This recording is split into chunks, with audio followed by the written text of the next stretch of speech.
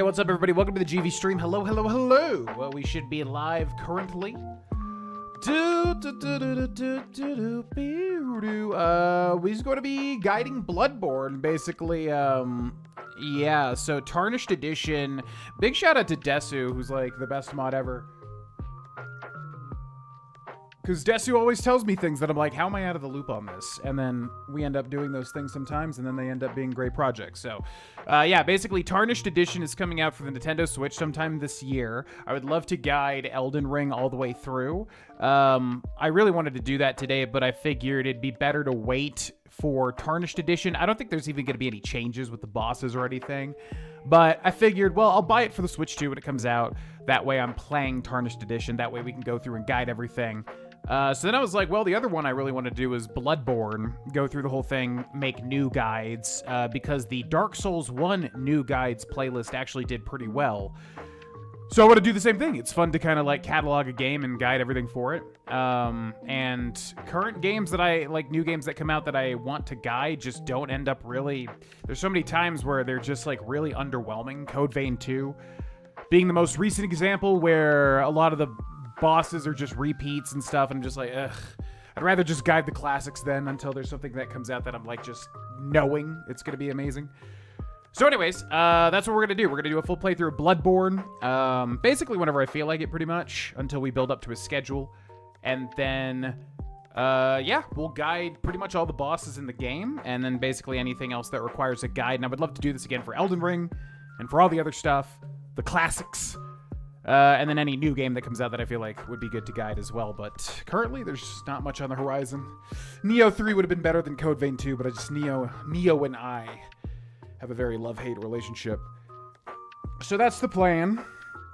What's up, Charles? Or Charl? Visser? Charl? What's up? What's up? Fear resides within us, which is a sick name. Yeah, this is one of, if not my favorite FromSoft games. It's really kind of shot up over time to being one of my favorites, honestly. It always was, but like, I think I've appreciated it more and more, basically. What's up, Liquid? Welcome in. What's up, Colt?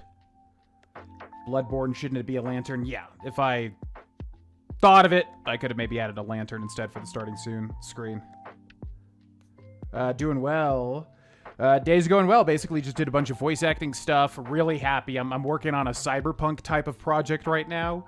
And I love the character that I just did this morning. It was such a fun character. So just finished that up. Yeah, and then got some McDonald's breakfast, which I love their steak, egg, and cheese McGriddles. So good. Dun, dun. Your last Elden Ring run. I don't remember, honestly. That was during the era of a lot of started and stopped playthroughs. I was enjoying it. I think a lot of the time, especially during that era, I just really got under... What's the word? I got, you know, if a lot of people didn't really watch the series, I would just kind of lose interest, because I think ultimately I'm just an entertainer at heart, and I don't really have an audience. It's just not nearly as fun. That being said, I obviously should have just finished it, but I don't remember. I remember really enjoying it, though, the Twin Blade Intelligence build or whatever. That was a lot of fun. What's up, Puchiha? Welcome in. My Unk Tar Heels 1. Nice. I know sports. It's a little spooky, but it's more atmospheric than, like, outright scary, I would say. Ba, ba, ba. Ba, ba, ba, ba. This is on PS5, but I own the physical Bloodborne PS4 disc, which is what I'm playing. Basically. Sausage, egg, and cheese McMuffin. Honestly, whatever it is from McDonald's, I'll enjoy it. As far as breakfast goes, I just love their McGriddles. And their new breakfast steak, I don't know how new it is, but like the steak as opposed to like the other meats, freaking delicious. You can tell it's low quality, but man, they just put those grilled onions on. Amazing. Absolutely amazing. All right, let's do it, ladies and gents. So basically, yeah, how this will work. We're just going to do basically a normal playthrough of Bloodborne. However, whenever there's something that's guidable, I'm just going to practice it until I'm really, really good at it, like we did with Liza P, because the Liza P guides really resonated with people. And then we'll just practice it to where I'm super good, and then I can confidently do it like in the moment, I think. Because for whatever reason, people seem to really love the in-the-moment guides as opposed to, like, record it and then commentate afterwards. I think it's because it just shows a confidence of, like, hey, I can do this, you know, in the moment, as opposed to, like, post. We're going to go offline just so people don't mess with me through invading and stuff. Just kind of is annoying when that happens. I don't think you need to be online for anything in this, right? I don't think so. So system, controls, camera sensitivity, auto target switch, camera auto adjust, controller vibration. God, how is there still not a thing to turn off those motion control gestures? Biggest negative of this game. Music. Things are pretty low here. Let's go maybe to 5. Sound effect to 5. Voice to 9. We'll try that. Let me know if it's too low or anything like that. Brightness should be fine. Network should be fine. Language should be fine. Okay. New game. It might jump right into a cutscene. I forget. Let's see. I think so. Oh, yeah. Oh, yes. Pablo. Pale blood. Pablo. Yes, I know some of these words. Well, you've come to the right place.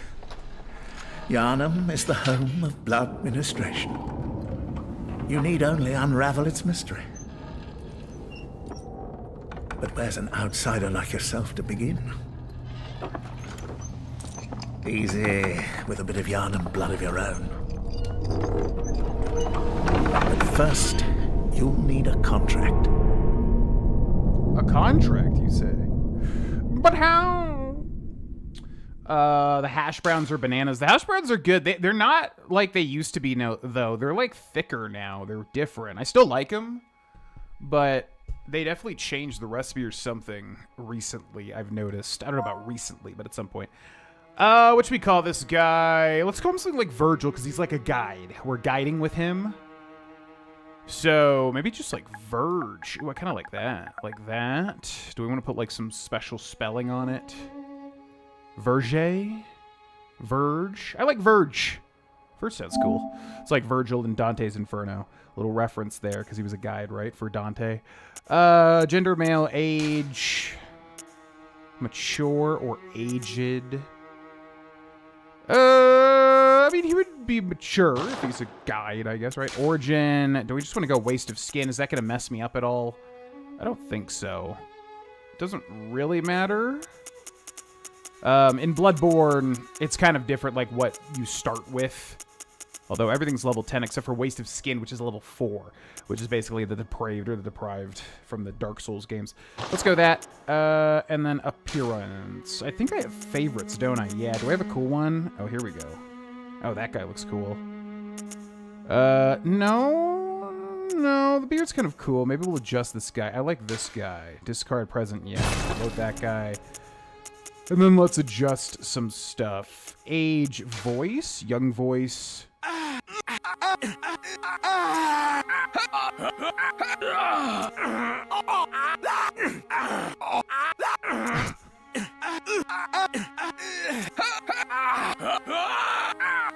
Yeah, I guess mature. None of them really fit exactly what I want, but that's all right. Yo, what's up, Danka Wanka? Welcome in. What's up, Emily? Welcome in as well. Atmosphere and all the Lovecraftian stuff. Can't wait to see the playthrough. Yeah, I mean, FromSoft games are so easily replayable, and for me, it's like finally time to play this again. But also, I'm just really wanting to guide something with any extra time that I have. And we kind of did all the grindy stuff for Oblivion. I would continue to do more Oblivion, but we kind of did everything I wanted to do really quickly, honestly. But yeah, I love this game. This game, basically, every time I play it, I enjoy it more and more and more. Scale adjustment. What? Oh, this. That's fine. Base skin color. I like to make Bloodborne people super pale because it makes sense. Pale blood, but also just, you know, it's vampiric. It's Victorian, you know, that sort of thing. Face details, face presets. Similar face, maybe? That would be good just to switch it up. Maybe there's one that's kind of... Yeah, that one's a little more stern. I like that. Do I want to change anything? I really like the design of this guy. The only thing is maybe the nose shape. Face shape. Nose. Nostrils. Nostril slant. Nostril size maybe a little bit smaller. Because that's a huge nose. Yeah, there we go. Make it a little more gaunt appearing. Nostril width is wide. Yeah, maybe a little bit more narrow. I just want it small. That nose bridge is, like, insane. What's nasal? Is that the bridge? Because that bridge is so long. Cheeks are good. Lips, mouth, chin, and jaw. I think that's all good. Skin color, makeup, hair, facial hair. Do I want to change? Maybe I make him not have a beard. Or maybe a different type of beard. That might be a good thing to go for. Want to play one of these, but I know my blood pressure would not love these games, especially because I'm the type with video games where I'll slam my head against the wall until I beat something. Welcome to the club! Yeah, that's probably why I love these games, but also they have been difficult for me in the past because certain things... It's the type of thing where, like, you know, I've played games my whole life, so I like to think, you know, I'm good at games, but then certain stuff like this... Although, I'm pretty used to Bloodborne by this point, but, like, when you first play them, you know, it doesn't really matter how much you've played video games before. You have to adapt to this style of game. It's kind of, like, entirely different. God, he's got a very, like... He's got very big cheeks. We gotta hide that with some facial hair. Yeah, let's go for that one. I like that. And do we want to change the color of the hair? No, that's good, I think. It looks like we gave him a scar, too. That's fine. Pupils, tattoo marks, and glasses. Oh, yeah, let's change the pupils. Color of pupils. Let's do, I think, like a red. That would be good. How does this work? Huh? It's like having me select it, but it's not. Ooh, let's also give him massive pupils, too, if we can.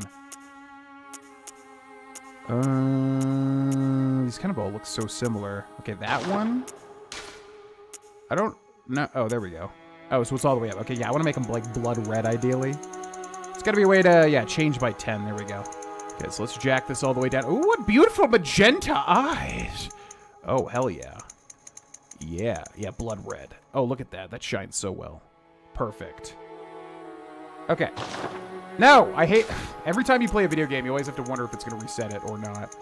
It's so annoying. And this one does.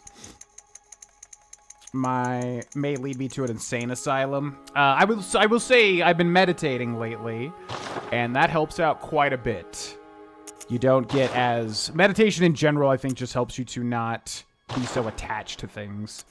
So hopefully that meditation carries over into this playthrough. Although, like I said, I've played a lot of Bloodborne. It's not something that's going to be, like, insanely aggravating for me, I don't think. Also, face details. I want to make his cheek... His cheeks are, like, way too big. Face shape, cheeks. Cheekbone height. This needs to be higher. And then cheekbone width probably needs to be higher because his cheeks are just too rounded. Currently. Cheekbone protrusion. Cheek thickness. Yeah, there we go. These need to be thin. Boy's got some big cheeks. Gotta make him look a little gaunt. There we go. Perfect. It's just that nose, but whatever. That's fine. All right, then we got to make sure to save as a favorite. Save to favorites. Let's put him on the last slot. Beautiful. And then here we go. Let's do it. Bum, bum. I forget if it loads you right in. I was depending on the FromSoft games, so different. Bum, bum, bum, bum. Which is the easiest for a first-timer? Good. All signed and sealed. Deliver, I'm yours! Now, let's begin the transfusion. Oh, don't you worry. Whatever happens, you may think it all a mere bad dream.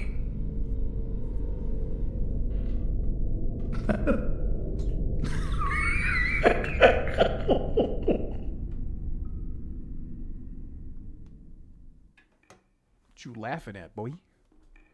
I'll answer that question in a second, Puchiha.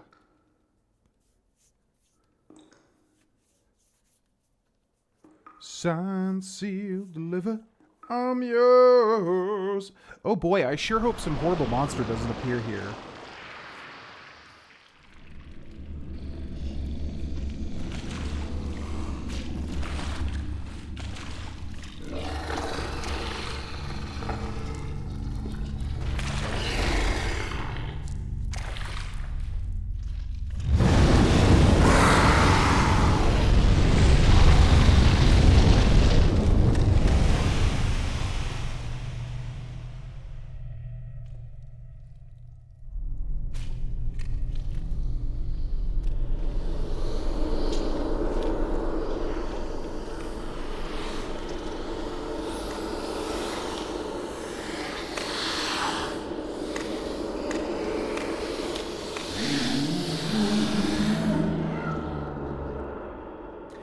what are they doing? Like resurrecting us? Because those guys are good. They're called messengers. You found yourself a hunter. Oh, here we go. That explains it.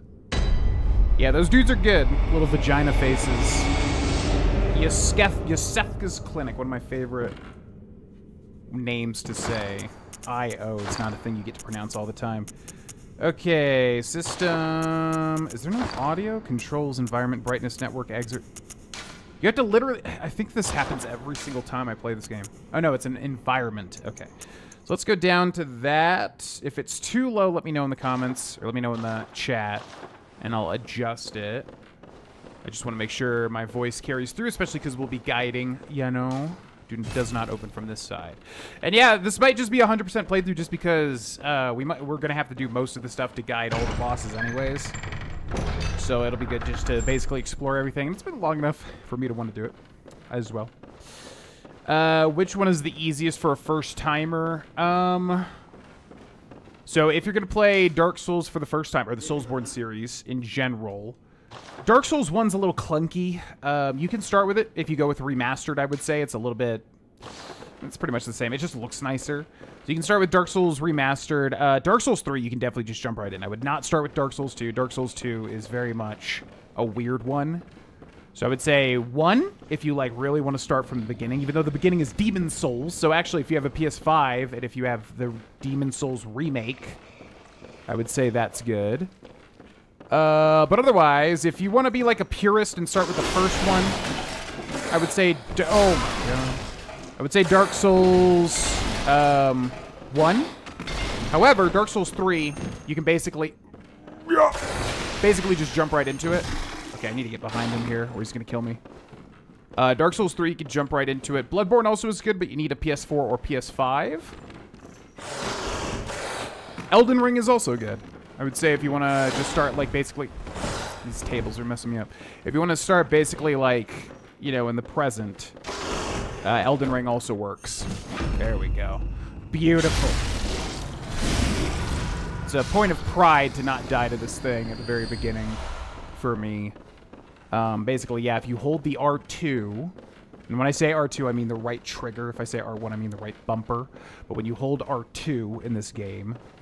You do a visceral attack, and then if you hit somebody in the back with that, you will basically trigger a stagger. It's kind of different. In the other games, you just have to hit an R1 to do a backstab, but in this game, you have to hold the R2 and do a charged attack, basically.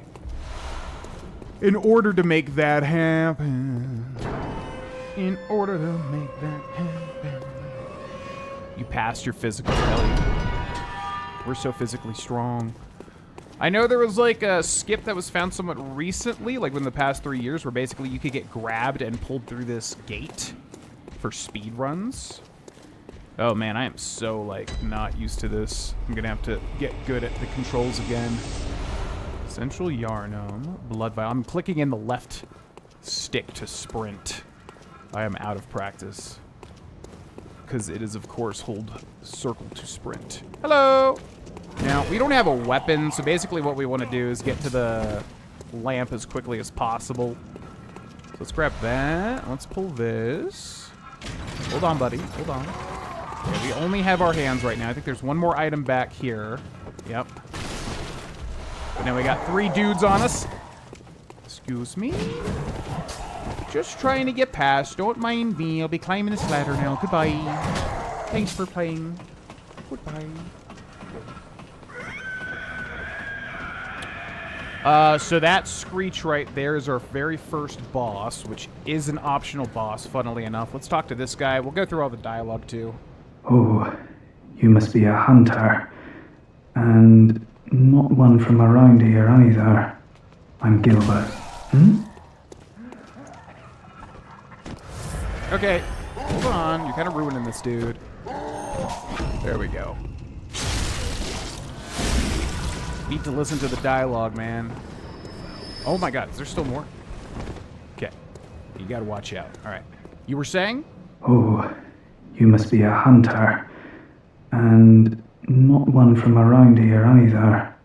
I'm Gilbert, a fellow outsider. You must have had a fine time of it. Yharnam has a special way of treating guests.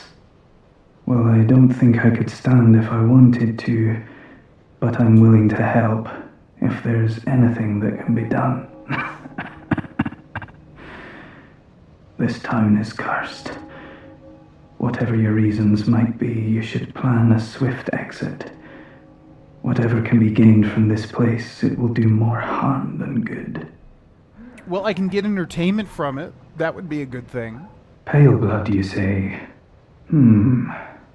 Never heard of it. But if it's blood you're interested in, you should try the Healing Church. The church controls all knowledge on blood ministration and all varieties of blood. Across the valley to the east of Yharnam lies the town of the Healing Church, known as the Cathedral Ward. And deep within Cathedral Ward is the old Grand Cathedral, the birthplace of the Healing Church's special blood, or so they say. Yharnamites don't share much with outsiders. Normally they wouldn't let you near the place, but the hunt is on tonight. This might be your chance. Gotcha. Across the valley to the east of Yarn, deep within, that's your best. Yeah, I remember this guy having tons and tons and tons of dialogue. Across the valley to deep, As usual, it's my rule to basically exhaust all the dialogue like 3 times. Across deep, because every now and then, not randomly, but every now and then, they will say one more thing after you talk to them like 2 or 3 more times.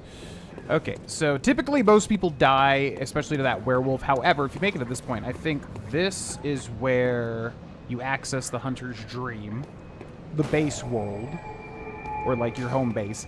This lamp now transports you back to the Hunter's Dream. Upon death, you will awaken at this lamp. Return to the Hunter's Dream. Yes, because we need a weapon.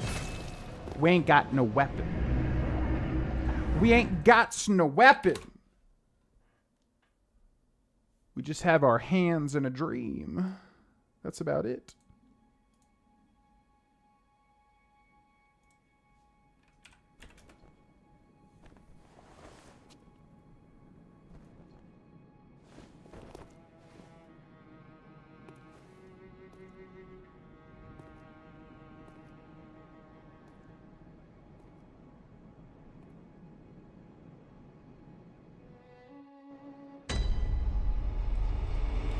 Bum, bum. And what's weird is, like, I think if you die, she talks to you immediately. But then if you don't die, you basically have to figure this out for yourself. What? No, because I think if you die, you get insight. There's something weird with that. The value to the top right under our Blood Echoes, which is this game's souls, is insight, which kind of changes what you can see and discern in the world. An abandoned doll. Okay. So, accept gift from messengers. The messengers offer you a trick weapon. Choose one. Trick weapons are wielded with the right hand and employed in beast hunting. So, this is the weapon system in Bloodborne. It's super cool. I love it so much. There's far less weapons, but they all have trick modes, basically. So, Saw Cleaver, Hunter Axe, Threaded Cane. This being a guided playthrough, I want it to be as, you know, helpful to people as possible. Meaning, something that people would normally use, basically. The Hunter's Axe is a little less common. The Threaded Cane is probably the least common. Saw Cleaver is considered the best weapon in the entire game, or at least that was a meme because it was so good. So I think we'll go Saw Cleaver. Yeah. So we'll take that, and then we've got a gun as well. The messengers offer you a firearm. Choose one. Firearms are wielded with the left hand and employed in beast hunting. So we got the shotgun and the pistol. I think the pistol beats out the blunderbuss in every way, shape, and form. So we're going to go for the pistol there. A notebook received from the messengers. Leave messages with these loyal servants to share them with hunters in other worlds. That's for, like, online play, I do believe. Then we got this guy in the wheelchair. Aha! You must be the new hunter. Welcome to the Hunter's Dream. This will be your home for now. I am Gammon, friend to you hunters. You're sure to be in a fine haze about now, but don't think too hard about all of this. Just go out and kill a few beasts. It's for your own good. You know, it's just what hunters do. You'll get used to it.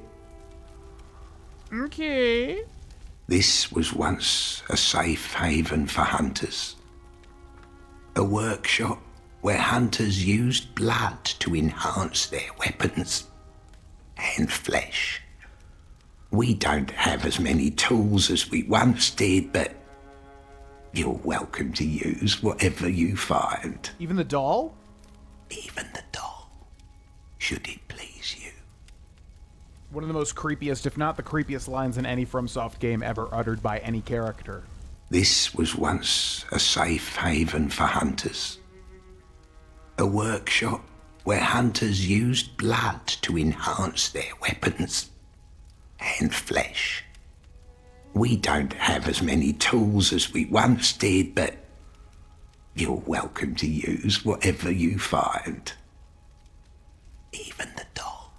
Gotcha. This was a work you'll even. Okay, one more. This was a work you'll even. Okay, so he acts as sort of like a little guide there, and that's all safe for now. There's like 50 million things to do in here, but we are not going to be able to really interact with anything just yet. To escape this dreadful hunter's dream, halt the source of the spreading scourge of beasts, let the night carry on forever. Which at this time, I don't think we know what the source of the beasts are. I don't think we really have much information as typical in a From Software game. You can buy things with insight here, which again is that eye icon under the top left or the top right thing. And then over here there's something too, but we're not really going to be able to interact. We're not going to be able to interact with it, really. So let's use the headstones, which you use to fast travel. Awaken at selected location in Yharnam. First floor, sick room, or central. I think, actually, if you go back here, isn't there an interaction? I think there is. Even though the last thing we left off was the other one. The other locale. Yeah,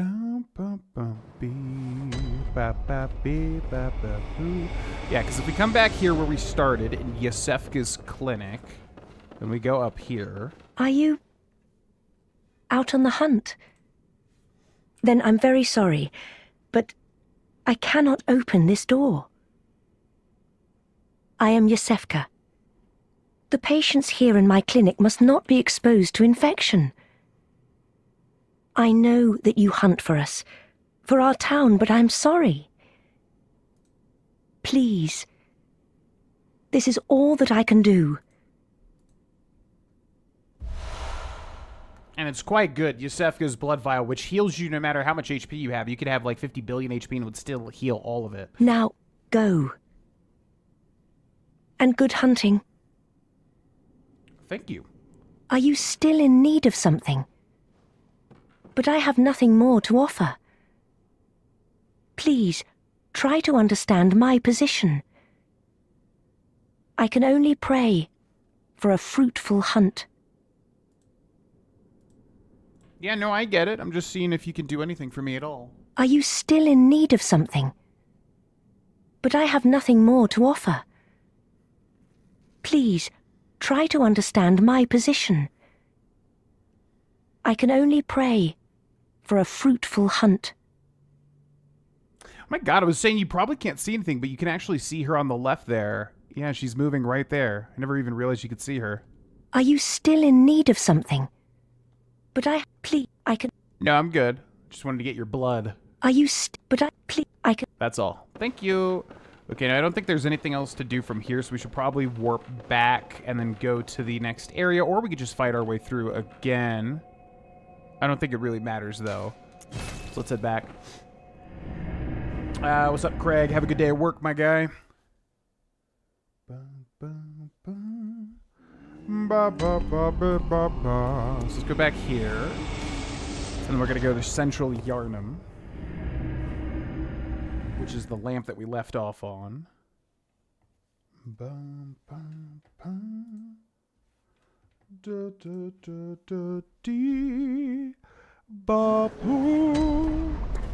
Okay, let's see if this guy says anything new. Across the Valdip, I have that. Okay, he still says the same thing. So then let's also make sure that we have our weapons equipped. That would be a good idea. We're going to put the saw cleaver on and the hunter pistol. Notice you have 4 slots, so you can basically have 2 different weapon loadouts. Let's grab both of those. And I really got to de-rust here because it's been too long. Okay. Let's go this way. Oh my god! Oh! Oh no! Bop, bop. Yeah, look at that. I mean, just a one-shot kill already. By the way, we started at level 4 compared to the other classes that start at level 10. Which is why I think people think the saw cleaver is so very good. Yeah. Yeah. How did you hit me at the exact same time that I hit you? Ludicrous. Yeah. So yeah, basically how Bloodborne combat works, it's got a little bunch of quirks compared to typical Souls combat. Feels very similar. Oh my god. Okay. You'll notice when we take a hit from somebody, our HP turns orange. And basically what that means is if we keep attacking while our HP is orange, then we will rally HP back. Bloodborne basically is all about aggression. There's not really a way to play defensively. I mean, you can, but it's not really designed that way. There's like 2 shields in the entire game, and I think they both like do not work as typical shields pretty much. So yeah, it's basically like the whole game is designed around aggression. So they added a rally effect where you can keep attacking to heal back, which is actually pretty important. So let's open this. It's a little bit of a shortcut back to where we started. And now this guy over here is always a massive pain. But we can parry him if we're smart. Oh! Oof, that was a terrible roll. Okay, let's back up a little bit. Also, healing in this game is different than typical Souls 2. You have to press triangle to do... Yeah, there we go. No, it didn't trigger the... Oh my god! You killed me like on the side too. Yeah, this is something I'm gonna have to like get better at is basically when you trigger a parry, it's so like in your head to just immediately dash afterwards, but you need to like trigger the stagger. And especially like when you're jumping back into it, it's so easy to just trigger the stagger and then not actually follow up on it because you're too jumpy, basically. So rest in peace. Okay. Let's try that again. That guy, it's like literally a 50-50 whether he's going to kill me at the start of every playthrough or not. Boo, boo, boo. Yo, what's up, Kodami? Welcome in. Oh, man, it's so good. I love this game. I remember back in the early days of the stream on Twitch, I was wanting to get a PS4. Everybody said I needed to play Bloodborne and like Uncharted and Until Dawn and all these PS exclusives. And I was so glad once I finally did buy the PS4. Okay, so let's get rid of this guy. Now notice this guy here's got glowing eyes, which means he has our blood echoes. Sometimes it just goes to random people. I don't know why it goes to that guy. So instead of picking up our blood echoes from the guy that killed us, for whatever reason, it's in that guy instead. Okay, now we gotta kill this guy. So yeah, this guy is super scary, but the thing is, if you time your parries correctly, like that right there, oh my god, that stupid wheelbarrow, then you can basically deal massive damage to him. So you pretty much have to time your gunshots to parry him. Okay, you can also do a big, giant power attack while people are getting back up. Bap, bap, bap, bap. God, he was blocking. So yeah, parrying in Bloodborne works differently, where you need to hit the L2 to shoot your gun at the exact right time. So this guy, even though he's super scary and hits really hard, if you time it correctly, as you can see, you can basically just super duper punish him. So he's not as scary as he would seem. Is how that works. Okay, so then there's still that place up there. This whole beginning area is like so confusing to explore. There's like 100,000 different things you can do. Let's go over here. So, by the way, any little red lantern like this usually denotes an NPC. Most of them don't really matter that much, but sometimes they do. So let's talk to this person. Laziov, comment? Who'd open their door on a night of a hunt? Away with you. Now! I will not being away, sir. Give me the lore. Lazyov, come on. Who'd open their door on a night of a hunt? Away with you. Now! Okay, and I gotta do one more, just for my own OCD. Lazyov, come on. Away. Okay, fine. I don't want to be your friend anyway. Whatever. So yeah, you can parry pretty much everybody. However, you only have bullets. You have a certain amount of bullets. God, relax. So if you see in the top left, we have 9 Quicksilver bullets left. So bullets are actually massively important in Bloodborne, not because they deal a ton of damage. They can, but typically just because you can use them as parries. And parries will actually make extremely short work of bosses if you do it correctly. So you don't really want to be wasting it on little nobodies like this guy here, for instance. He doesn't really matter all that much. Now, was this the second door, or was this the guy that said lousy offcomer? Lazio. Away. Yeah, okay. So then let's go up here. And then we've got another red door.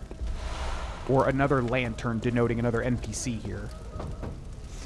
Are you that outsider? Well, sorry, but I don't want anything to do with you. Trot along, will ya? No. Tell me things. Are you that outsider? Well, sorry, but I don't want anything to do with you. Trot along, will ya? But you could want something to do with me. We could have a fun time and be best of friends forever and ever and always. Are you that? Well, trot up. Okay, fine. Whatever. I don't need to be your friend anyway. It's no big deal. Okay, so then we were up there, and there's like another path to... I'm trying to remember where that goes to. I think it does connect eventually. Hello. A lot of guys will blend into the scenery, so you got to be careful because you won't realize you're triggering somebody. Also, look at this. There's like 50,000 people up here at the square where they're burning a werewolf because there's basically like the lore is that there's just a hunt going on right now. And so they don't like beasts, even though I think everybody is a beast, pretty much. Yeah! Right, we gotta be careful here because there's people with guns, too, that'll mess you up. Not because of the damage, mainly because it'll interrupt you and then get you killed. Now, the thing about Bloodborne that is freaking awesome is that all the weapons, pretty much, have 2 modes, which I originally did not like that much because I was coming from Dark Souls. Oh, you little punk. Does a shove do that much damage to me? You're shoving me. Hey, yeah. So, yeah, it's honestly the coolest thing about Bloodborne, bar none, is that basically the saw cleaver we're using, if you tap L1, it's got the default mode, very quick, rapid strikes, but up close with not much range. And then if you tap L1 again, now it's like a longer ranged, heavier weapon. So, it's super sick. And some weapons have just really, really, really awesome... Some weapons have super duper awesome transformations. So that's what I love about this game. The saw cleaver is basically just a pretty standard example of that. Grab you. Bloodstone shards are the upgrade material. Much like Titanite in the Dark Souls series. Okay. What's up, Saltine? Welcome in. Going well. Whoa! Just trying not to get hit. I'm so tempted to, like, tap L1. God, what have I been playing with the parries recently? Oh, I think Code Vein 2, yeah. My brain's like, tap L1 to parry. But nope. That just transforms our weapon. Does not parry. Hello. Whoop. L2 does parry. But we want to save that, basically. For the big boys. For either the big scary enemies or for the bosses. Pretty much. How's the gym? Gym has been great. Still have not missed a single workout since starting back, probably like 1 to 2 years ago at this point. It's been a source of constant mental and physical strength for me. And I love going oh so much. In fact, today's a day where I don't go, however I want to go. And I might even do a bonus workout. I've actually wanted to up it from 3 to 4 days a week with maybe like a supplementary workout like abs and more cardio. So we'll see after the stream is over if I do that. Hi, yeah, whoop! We're gonna dodge the bullet. The other bullet got me. Let's get out of here because we're a little bit low and tap triangle to heal. That's the other thing in this game, is that heals are one use. It's kind of a point of contention. It's really weird. Because basically in Dark Souls, you have an Estus flask. But basically you have a certain amount of charges until you run out, and then they restock at the checkpoints. However, in Bloodborne, you have to use blood vials, and once you use it, it's gone forever. So it's actually really annoying, because if you get stuck on a boss, that means you have to grind for blood vials. That could be super duper duper annoying, basically. But, yeah, if you're playing decently well, it's not as big of a problem. Oh my god. Barely even saw that. This square right here has literally a never-ending amount of enemies. Like, it's literally like 20 or 30. It's crazy. Okay, I think we finally cleared everybody out. Let's make sure to grab all these items. There's one guy up there, too. Yo, what's up, dude? Oh, I'm better off dead? What did you say, better off Ted? That one show that people like. Okay, let's grab this. Now, where we need to go is up through there, but I feel like there's one passage we're missing. So, let's go back this way. I think if we go back to that lamp, I think there was one more zone, if I remember correctly, and I don't think we can get this item over here as well. Oh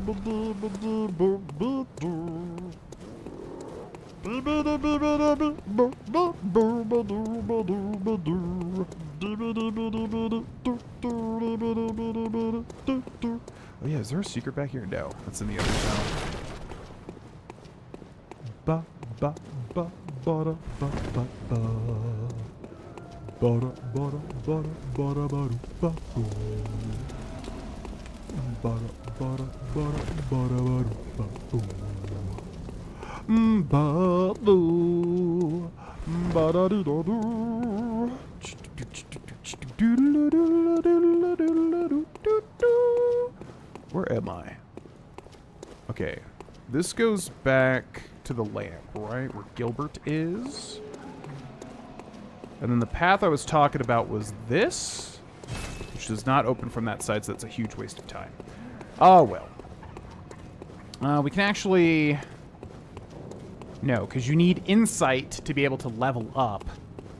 Yeah, that's what makes this so annoying, is that the first boss, you can't really level up before you fight it. You can, but you basically have to overexplore and then come back to it, because you have to be able to get an item that you can pop for insight. Because basically, until you die, you're not going to be able to talk to the doll, and the doll lets you level up. What's this?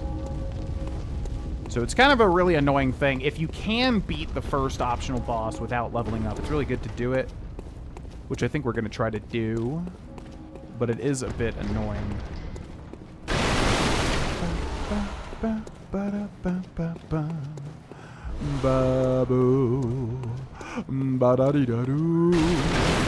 There's a hidden drop-off here, too. I always forget if we want to do that or not. Because basically there's a sewer section. If you go through the sewer section, you can find like a madman's knowledge. You pop it, it gives you insight. Then if you go back, since you have insight, you can see the doll. Then you can level up. Then you can fight the boss. But it's a bit of like over-exploring. So I think we're just going to try to do it without that. Also another red lantern. Let's talk to this lady. I don't reckon you're from round here. Well, stuck outside on a night of the hunt. Oh, you poor thing. I mean, there's no need to be rude. Why'd you say it like that? I don't reckon you're from round here.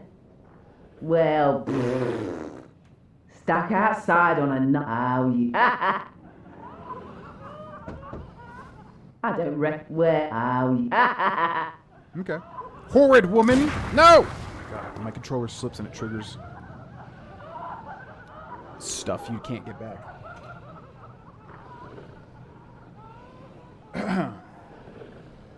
What's up, Philip? Welcome in. Tried looking for your Mass Effect 1 playthrough and I haven't found them. Basically, everything we did back in the day on Twitch and stuff like that has pretty much been deleted. A lot of them had copyright issues because we used a lot of music back in the day, and I just didn't want anything to happen to that channel with the copyright stuff. In hindsight, shouldn't have deleted it, because I think after that, YouTube added a feature where you can, like, remove the copyright audio in the YouTube studio. But all that to say, yeah, pretty much all those playthroughs, unless anybody has them, which I do know back in the day, there were some viewers that did, like, download VODs and stuff and, like, kept them. So if anybody has those, feel free to reach out for me. Obviously, no issue if not. But that would be the only way, pretty much. Basically, I just had to remove, like, the majority. Wait, no, actually, Mass Effect still exists. Now that I'm thinking about it. Yeah, I'll give you a link in a second. Hold on. Here, hit me. Whoop! See, this guy's super easily parryable.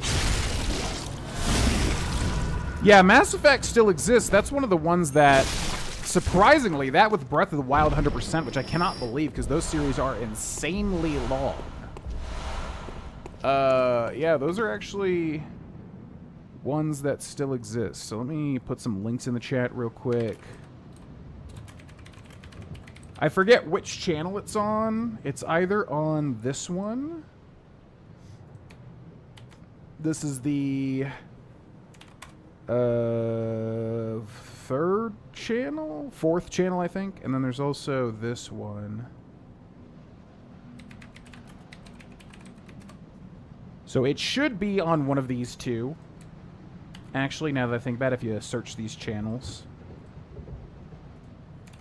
But yeah. What's up, Ghost Ninja? So far, so good. No issues. We died once to the main guy with the big halberd. The first guy. But that's about it. Everything else has been going pretty largely well currently.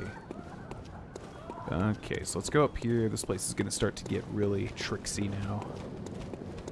But that being said, yeah, one of the channels I put in the chat is called the GV Stream Archive, and that will be where all streams go. They're already here on the live tab, but I'm going to upload everyone there just in case in the future, if YouTube does cause issues with copyright stuff or whatever, everything will go onto the channel that's now called the GV Stream Archive, which ironically I think was originally the GV Stream Archive. And, yeah. So this stream, for instance, this stream, for instance, will go on the channel that I posted in the chat there after it's done. Okay, come at me. Jesus Christ.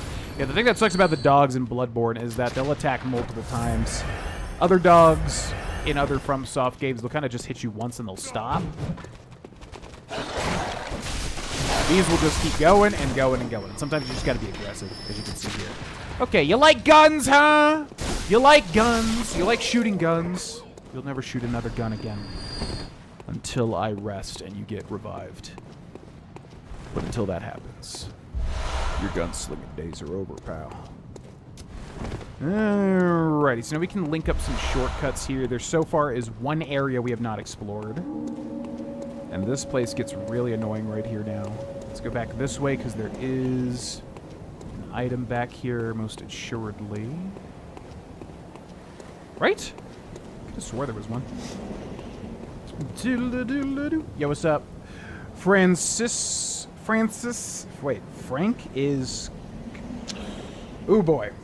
Francis Comigel? Your name is very long. Feel free to correct me on how to pronounce that, but what's up? Welcome in. Yeah, a lot of people watching the Soul stuff lately. I don't know what happened to, like, you know, get so many new people on the channel, but it's cool with me. Bop! Alright, these guys are really, really tough. We gotta be careful. Look at them go. My god. You're so aggressive! You need to chill! Oh, okay. That's not good. So, as soon as we get hit, we want to immediately start hitting to regain that HP, which is a new thing. A thing for new players that, you know, it's really difficult for them to understand. Oh, God. All right. That's what we didn't want. To trigger both of them. Ooh, boy. Okay. So if I play my cards right...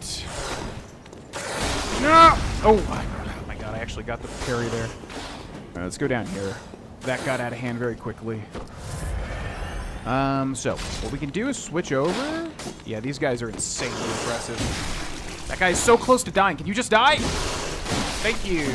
Also, it's like, what do you call it?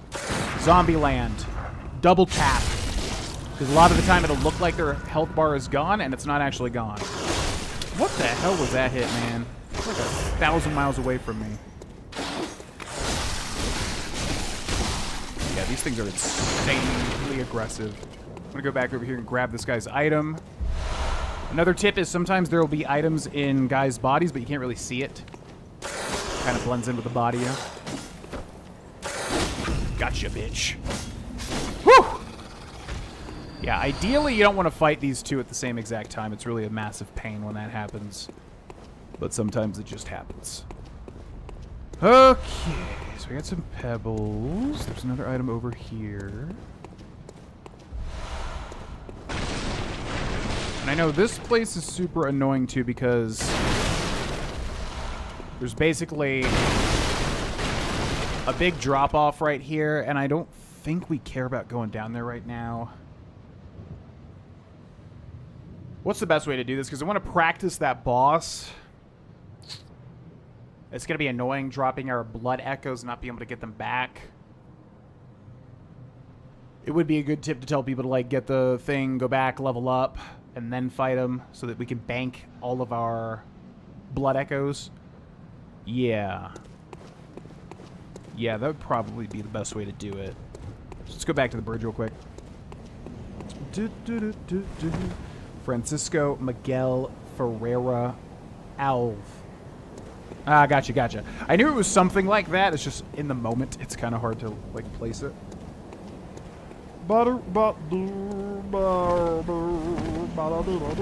What's up, Manic? Welcome in. Nombre de novela papa. Jesus Christ. You gotta listen for footprints as well. Okay, so there's an item right there. If we fall down there...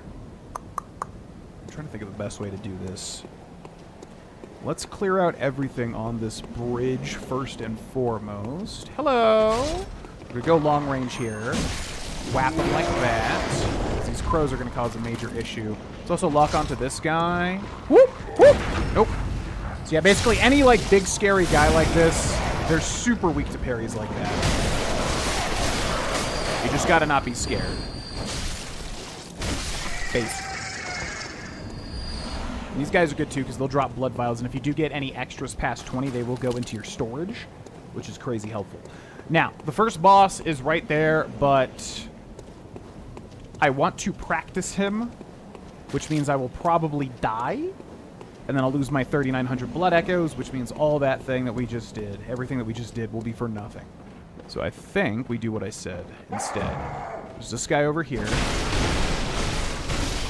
Okay, there's a guy behind us as well. Let's grab that. Cold Blood Dew is basically just blood echoes that you can pop whenever.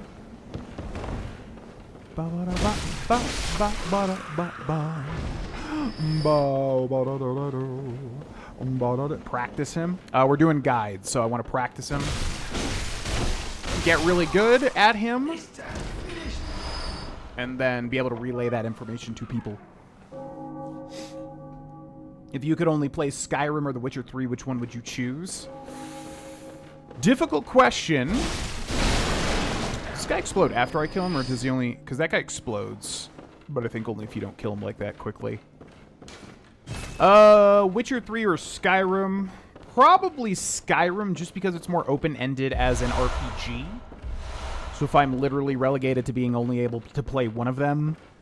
Skyrim, I think, even though I've played it more than The Witcher 3, I think it just has, like, infinitely more replayability. Whereas The Witcher 3, you know, there's only so many ways you can play Geralt and, like, still have it feel dynamic. I feel like it would get older over time compared to Skyrim. Because if you're on, like, an island or something, you could probably just, in your mind, make all these crazy, like, storylines and be able to live them through Skyrim a bit, you know? So I'd probably still say Skyrim, even though right now I'd rather play The Witcher 3.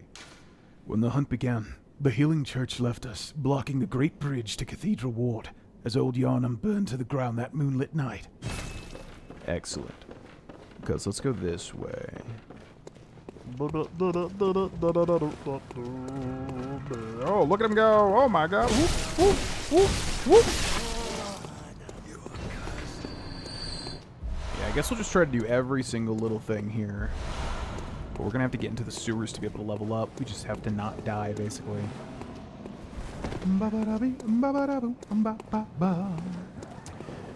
Guides, what an absolute helpful Giga Chad. Well, I was surprised at how well, like I said, the Dark Souls 1 guides did. I looked through that playlist and I was like, oh my god. Tens of thousands of people have seen these guides for an old, non-relevant game, quote unquote. So I was like, you know what? The other one I always wanted to do was Bloodborne and Sekiro, because those are truly difficult, especially compared to Dark Souls 1. And then Dark Souls 3, and then Elden Ring as well. Elden Ring when the tarnished version for the Nintendo Switch comes out. Oh lord, they come in. Whoop! Whoa. Alright, do an attack. Do an attack. Thank you. It was up, Perry the Berry. Welcome in. Oh god. Oh god, that could be bad. Alright, let's heal up once. Here, do an attack. Do an attack. Here, do an attack.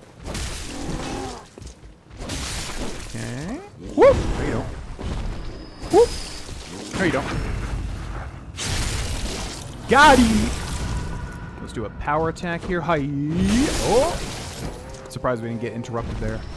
Yeah, these guys are good to grind for blood vials. However, they will drop shining coins as well, which are basically useless. I forget what they even do.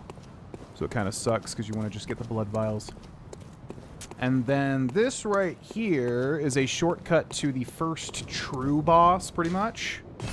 So we can't activate that from this side, unfortunately. Bro is the best Let's Player. Oh, I don't know about all that. Hit their dead corpses to get back health. Ah, yeah, that's true. Yeah, that is a thing. Sometimes Bloodborne enemies don't really, like, die for a little bit. So you can continue to hit them and get even more rally HP back. Wait, there was a door back here we didn't open up, did we? So this opens up a big shortcut. I'm trying to route this in my head.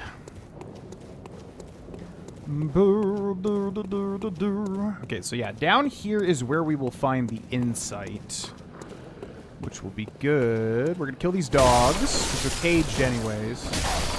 We're honestly being pretty humane by doing that, I would say, at least. Oh my god, he's free! God, look how fast that is, ridiculous. Actually, I think these guys, don't they open up and, like, come out at some point? Okay, there's one around the corner. You do make my day, punk! Oh, you little punk. Make my day, punk! Rally is a good mechanic. It is. I'm surprised more Soul stuff hasn't really had it. Maybe it has. Maybe, like, Elden Ring has, like, a ring you can put on, or symbol or whatever that does that, but as far as I remember, Bloodborne's the only one with that effect, which is kind of crazy. Hi, yeah, yeah, yeah. Okay. Oh, you're a hunter, aren't you? Then, well, do you know of any safe places?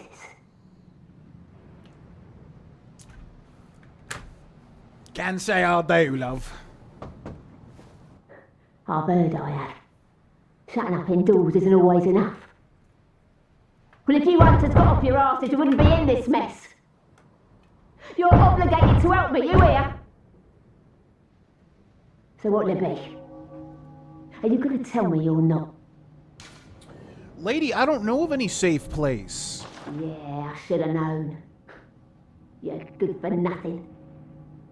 No respect for the elderly is what that is. Yeah. That little good you outsiders do. Go on. Admit it.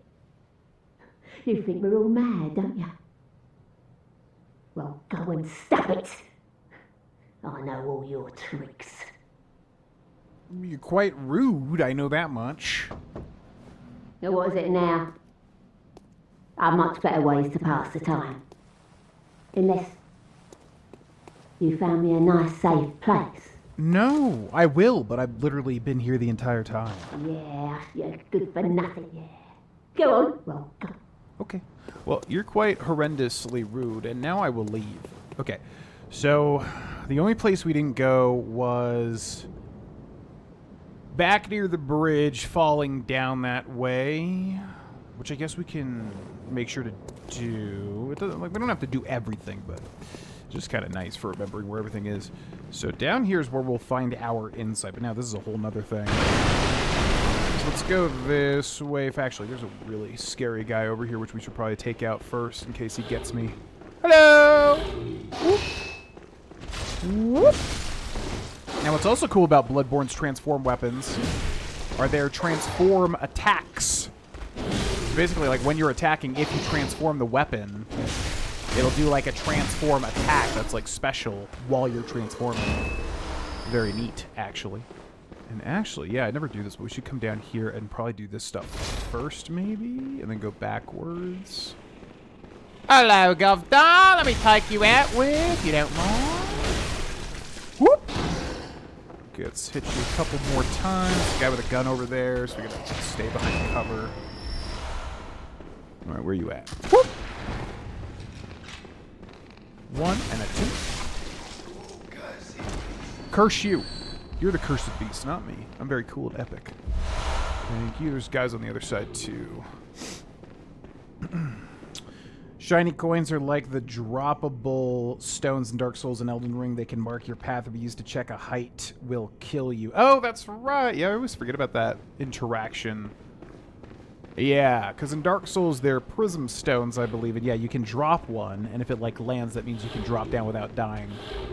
I don't think I've ever used one once in Bloodborne, but good to know. But yeah, when you're grinding those guys for blood vials, you want to see the blood vials, not the shiny coins. Is typically not something that makes you happy to see, you know? Alright, so let's go to the top now. There's some good stuff up here. What's up, Sam Joy? Welcome in. How's voice acting been? Amazing. Yeah, really good. I basically been doing a lot of stuff. This morning I completed a really fun voice acting project for like a cyberpunk. It's basically ripped directly out of Cyberpunk. It's not actually related to Cyberpunk 2077, but very similar world. And I played kind of this super jacked guy that was like jacked up on all these mutagens and shit. And I was really happy with it. It took some real emotion at the end because he's basically dying and he's like mutating like crazy. He's just screaming. So it took some bombastic performance, but it was a lot of fun. The most fun performances are always the ones that I like look at and I'm like, oh yeah, I could do that. Easy. Okay, so let's cut this guy down. And then there's another guy we can cut down over this way. Hiya! Hiya! Oh, gotta be careful. Hiya! There we go. Alright, secret NPC over here, by the way, you do not want to miss. They have an entire quest line. And this is the first time you can see them, and they are legendary in the player's eyes for this game. Eileen the Crow. Oh. A hunter, are you? And an outsider? What a mess you've been caught up in. And tonight of all nights. Here, to welcome the new hunter. Bold Hunter's Mark, which basically act as the homeward bones from Dark Souls. They take you back to the Hunter's Dream. Although, actually, a little worse, because they take you to the Hunter's Dream compared to Dark Souls, where you go back to the last bonfire, so you can kind of still do stuff. Prepare yourself for the worst. There are no humans left. They're all flesh-hungry beasts now. Right. Still lingering about. What's wrong? A hunter unnerved by a few beasts. No matter. Without fear in our hearts, we're little different from the beasts themselves. You get the shake-off cape emote. What are you still doing here? Enough trembling in your boots. A hunter must hunt. Well, I can do whatever I want. I can just take in the night as I see fit, okay? What are you still doing here? Enough trembling in your boots. It's my prerogative. Don't you understand? What are you... Okay, one more. What are you... Just a little mouth click there. It's interesting.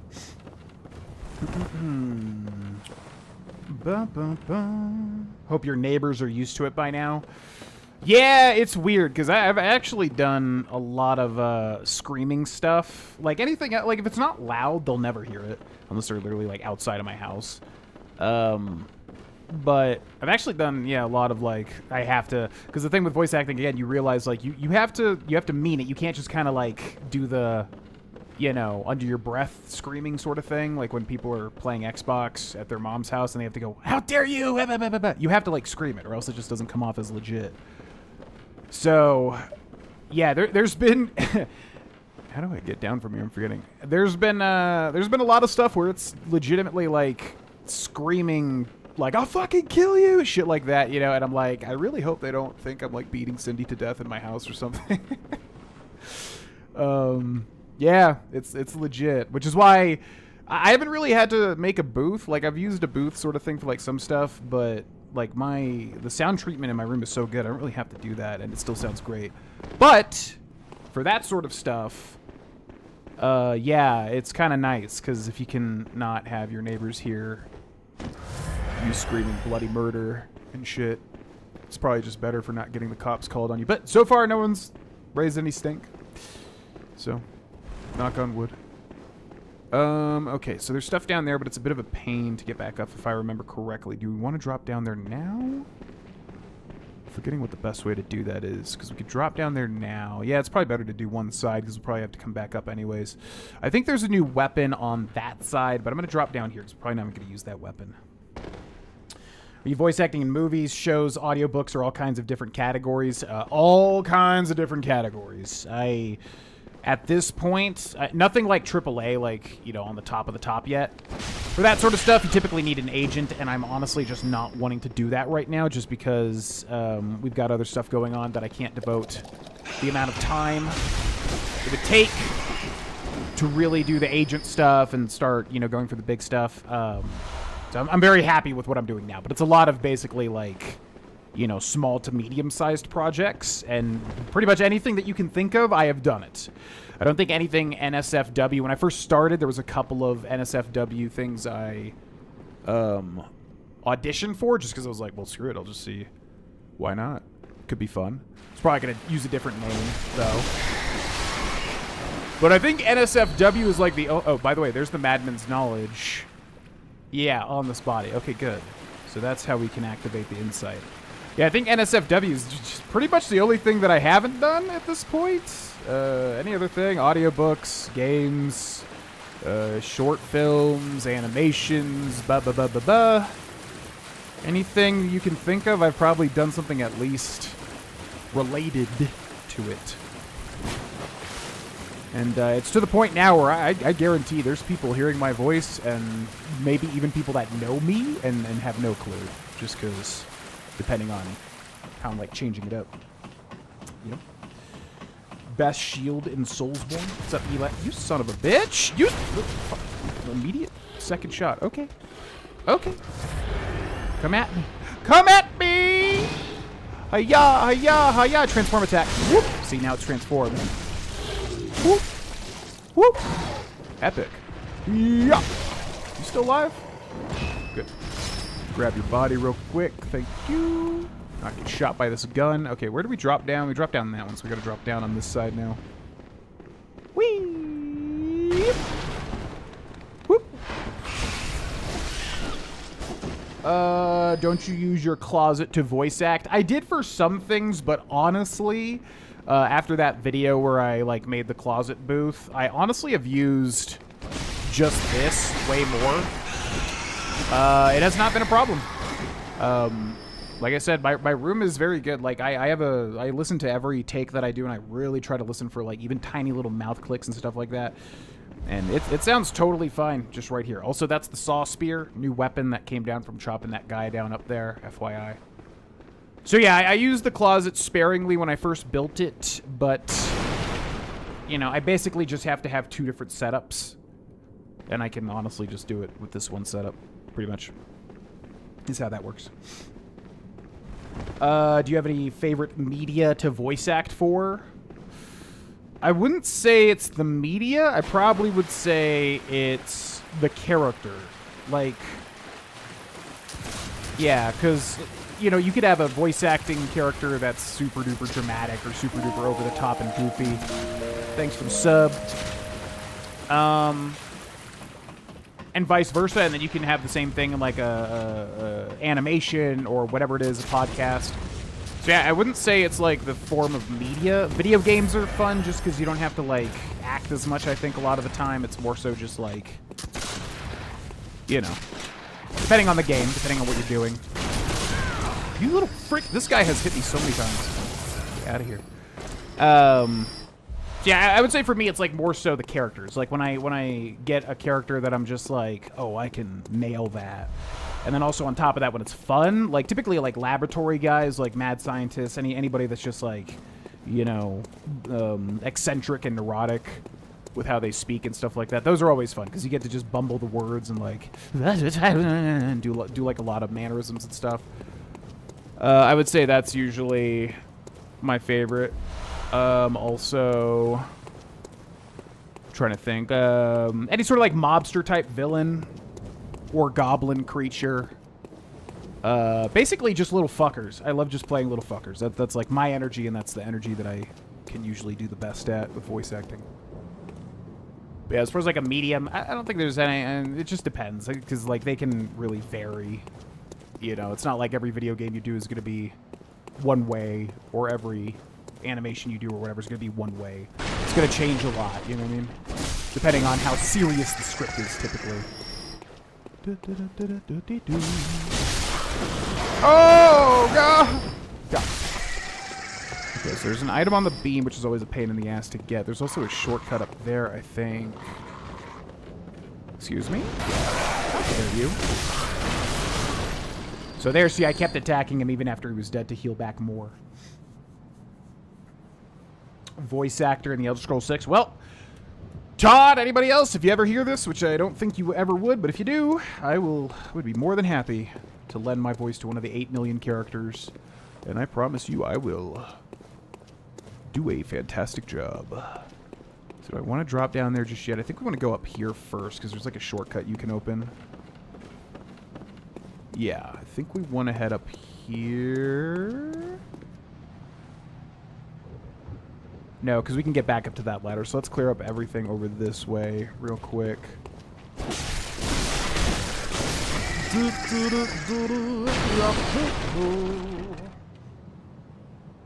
IMDb. Yeah, currently I'm actively avoiding that level just because, like I said, I'm not ready to... I don't have the time right now to be able to commit to fully diving in. What I'm doing now really works, and I'm happy with it. But once we are in a more permanent situation where I know how much time that I will have to balance YouTube, streaming, and the voice acting stuff, then, yeah, I'm probably going to be taking it to the next level. Or attempting to, at the very least. Whee! Bloodstone Shard. Okay. And we're going to drop down here. A paper. It's just a little people. What's your actor name? I try to keep it separate. I don't really involve it as much with this YouTube channel. So perhaps one day. But until then, I'll just be chipping away at my voice acting thing. And then perhaps one day revealing what I've been up to and the projects I've worked on.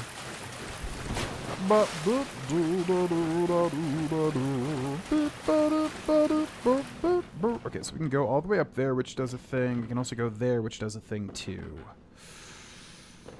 And I think I just passed. Yeah, there's another option this way as well.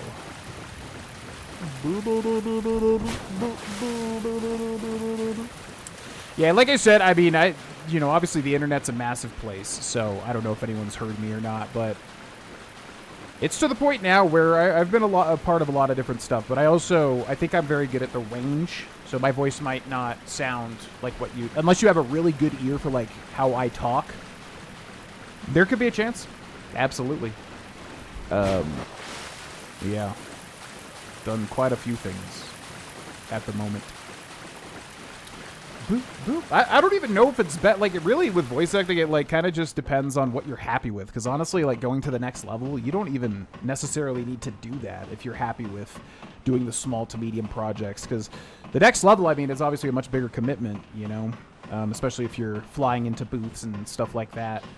The vast majority of everything I've done here, like, you can just do in your house whenever, you know, and kind of chip away at it. Unless it's a live directed session where you obviously have to work with the person to figure it out.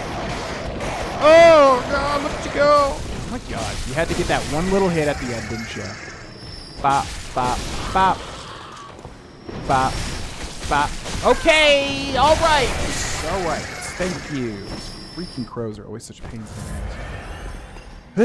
Right, another Madman's Knowledge. Like I said, you need to get the Madman's Knowledge if you don't die, which we... Oh, wait, we died. Wait, how does that work? I'm forgetting. Because we did die, but we didn't get resurrected. Oh, it must be if you die before accessing the lamp to go to the Hunter's Dream, then you get resurrected by the doll, and then you can level up immediately. So I wonder if it's just better to, like, intentionally die. It probably is, honestly. Okay. So here we got a thing, but let's wait on that because we got this guy over here. We're going to try to parry him. Hello! Nope. Your voice has changed so much in the past 10 years. Yeah, I mean, that's a component. And then, also the other thing is, like, when you start to learn voice acting, you start to learn how to, like, literally control your voice. Which is why my singing has gotten, like, way better from back in the day with, like, you know, horrendously singing songs on Twitch Sings and stuff like that. Like, nowadays, I can never do it live because my own brain gets in the way and it's like, no, you suck, you can't sing, you suck, you suck, you suck. Like, voice acting I know I can do, but, like, singing I'm just always, like, more,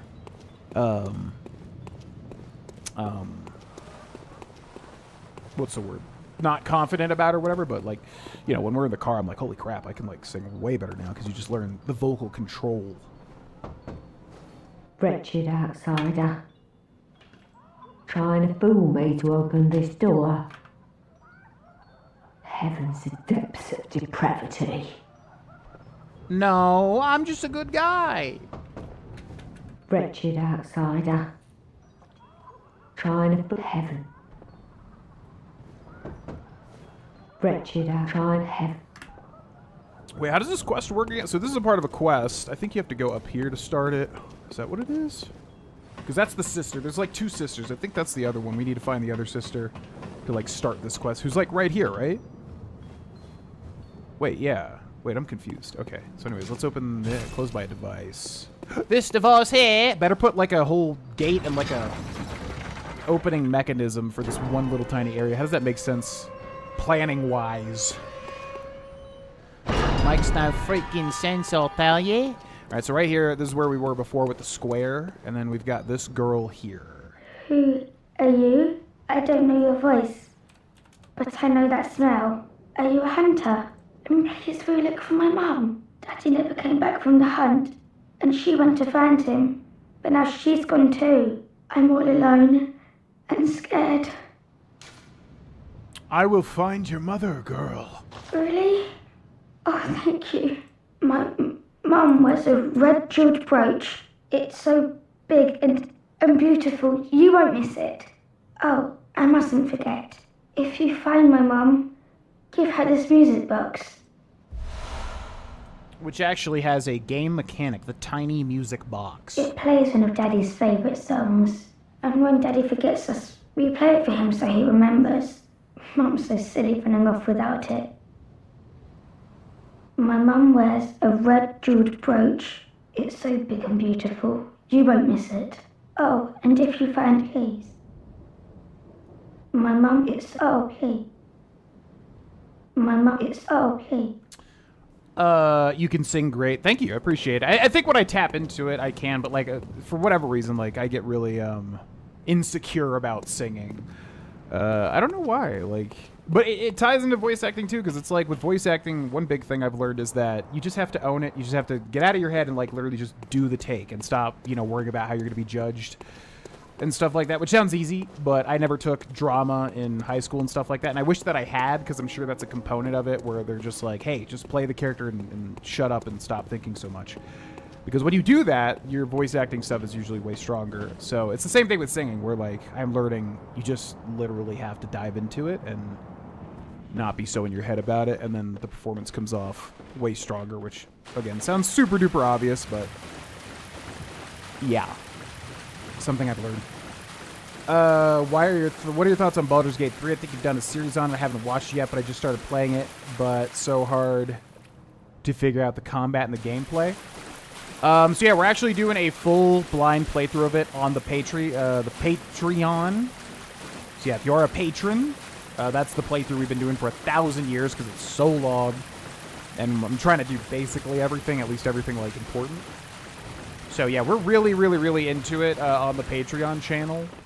I still haven't beaten it. We're like I said, we're very, like, late in the game. It's amazing. It's probably literally the best game ever made, like, no joke.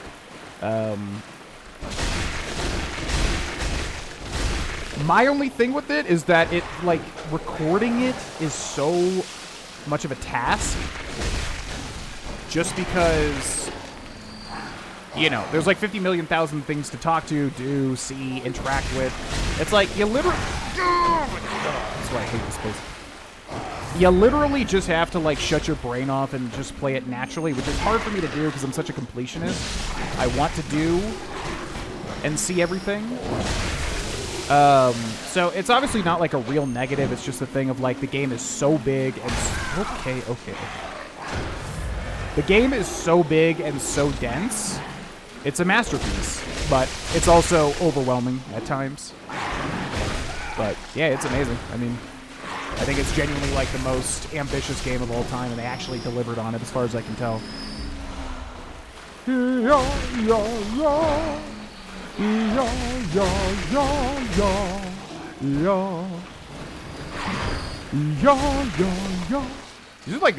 is the only instance of these guys in the entire game, I think. Maybe, like, one other place. Hello. Yo. Oh my god, they're so annoying. They're just like the crows. They, like, hit you before you can even react. They have such, like, a fast opening attack, you know? Okay. So, let's go back over. I don't think there's anything back here. Nope. Jack Black range. Yeah, I mean, Epic the Musical, which I've talked about a lot. That's a really good little musical to, like, practice, I think, singing. There's so many different, like, singers and pitches and different styles of songs and stuff. So I think I used to think, like, I could only really sing, like, what Jack Black sings, kind of like the over-the-top, you know, hell yeah, that sort of stuff. But Epic the Musical has been really good for, like, kind of opening my eyes to, like, learning how to sing different styles, I guess. All by myself, of course. I would love to take, like, singing lessons one day, but that probably would go to the voice acting training instead as a priority. Yeah. You little punk. You just had to get one little hit. You just had to do it. Now notice there, I was able to get like 3 little heals off of him because I still attacked him even after he was dead. Twitch sings. I love Twitch sings, man. It's so fun. Maybe one day we'll get something like that again. You little punks. I hate these guys. Their range is so big. Like, you think you're safe, and they always manage to touch you. Okay. 1, 2. Let's heal just to be safe. We have quite a lot of blood vials at this point. All right. Oh, my God. I forgot about that. Okay. So, we've basically done this entire first area pretty much. What we need to do is we need to go back. I think we can level up now with the Madman's Insight, right? Where does that go? There's only one place we haven't been. It actually leads to a new armor set, which is cool. So I would like to do that too. We probably should do this pig now, who is a scary pig, but he's actually not that bad if you literally just get behind him and kind of do one of these. Oh god, that's scary. Yeah! One of these. Try to do a visceral attack on his backside, but he's blocking me. Now if you do a visceral attack here, shove your fingers right up that pig's butt, rip him out from the inside out. Saw Hunter's badge there. Basically, whenever you get a badge, you can buy new stuff at the home base, which is actually very important some of the time.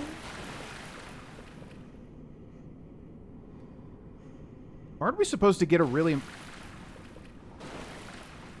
No. Wait, what am I thinking of? Oh, yeah, that's right. There's a side quest that eventually changes with that pig, but it doesn't happen just yet. Okay, nothing down there, so let's go back this way. Now this is leading to the shortcut for the first real boss, but we still haven't even done the first optional boss, which a lot of people think is the first real boss, because it doesn't seem optional, yet it is optional. Let's head up here. I'm trying to think of all the different places we still have. There's that ladder back there, and then just the drop-off, and I think that's literally everything here.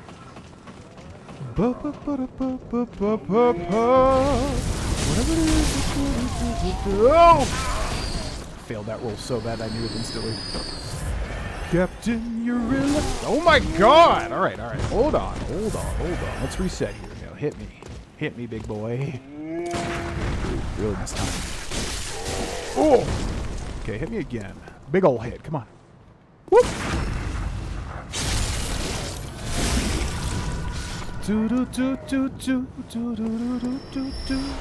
Captain, you're real kiss. Okay. So,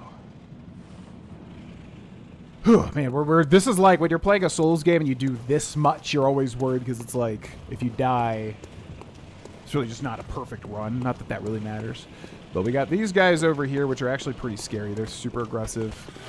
So let's draw this guy by himself. Pretty good. Just got it.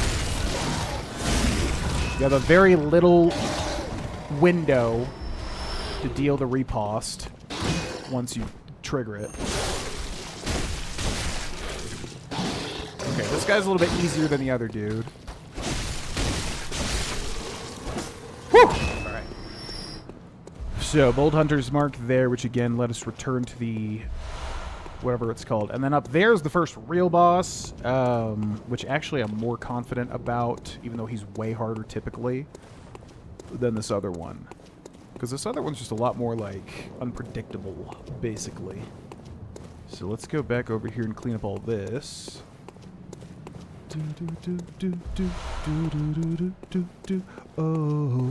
Okay. Okay, so down there was that other ladder, right? Or have we not been down there yet? Yeah, that was going to the pig, wasn't it? I think I want to double check.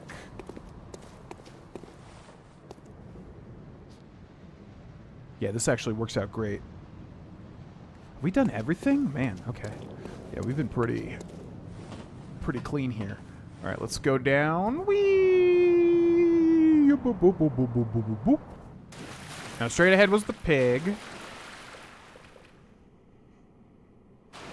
So, to my knowledge, the only thing that we have not done is on the bridge. There's that section where you can drop down. I think that's it. I think we've done every single other thing. Trying to like keep a map in my brain about it. I think so. So this is actually unlocking a shortcut here. So this actually works out perfectly. Captain, you're in a kiss.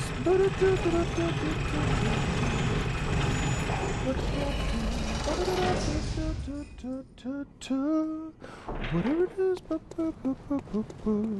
of this, I'm sure. Captain, you're in a kiss. How do we get back to the bridge? That's a dead end. We gotta go back this way, right? We can go back into this house here. So bloody, my god. Wait,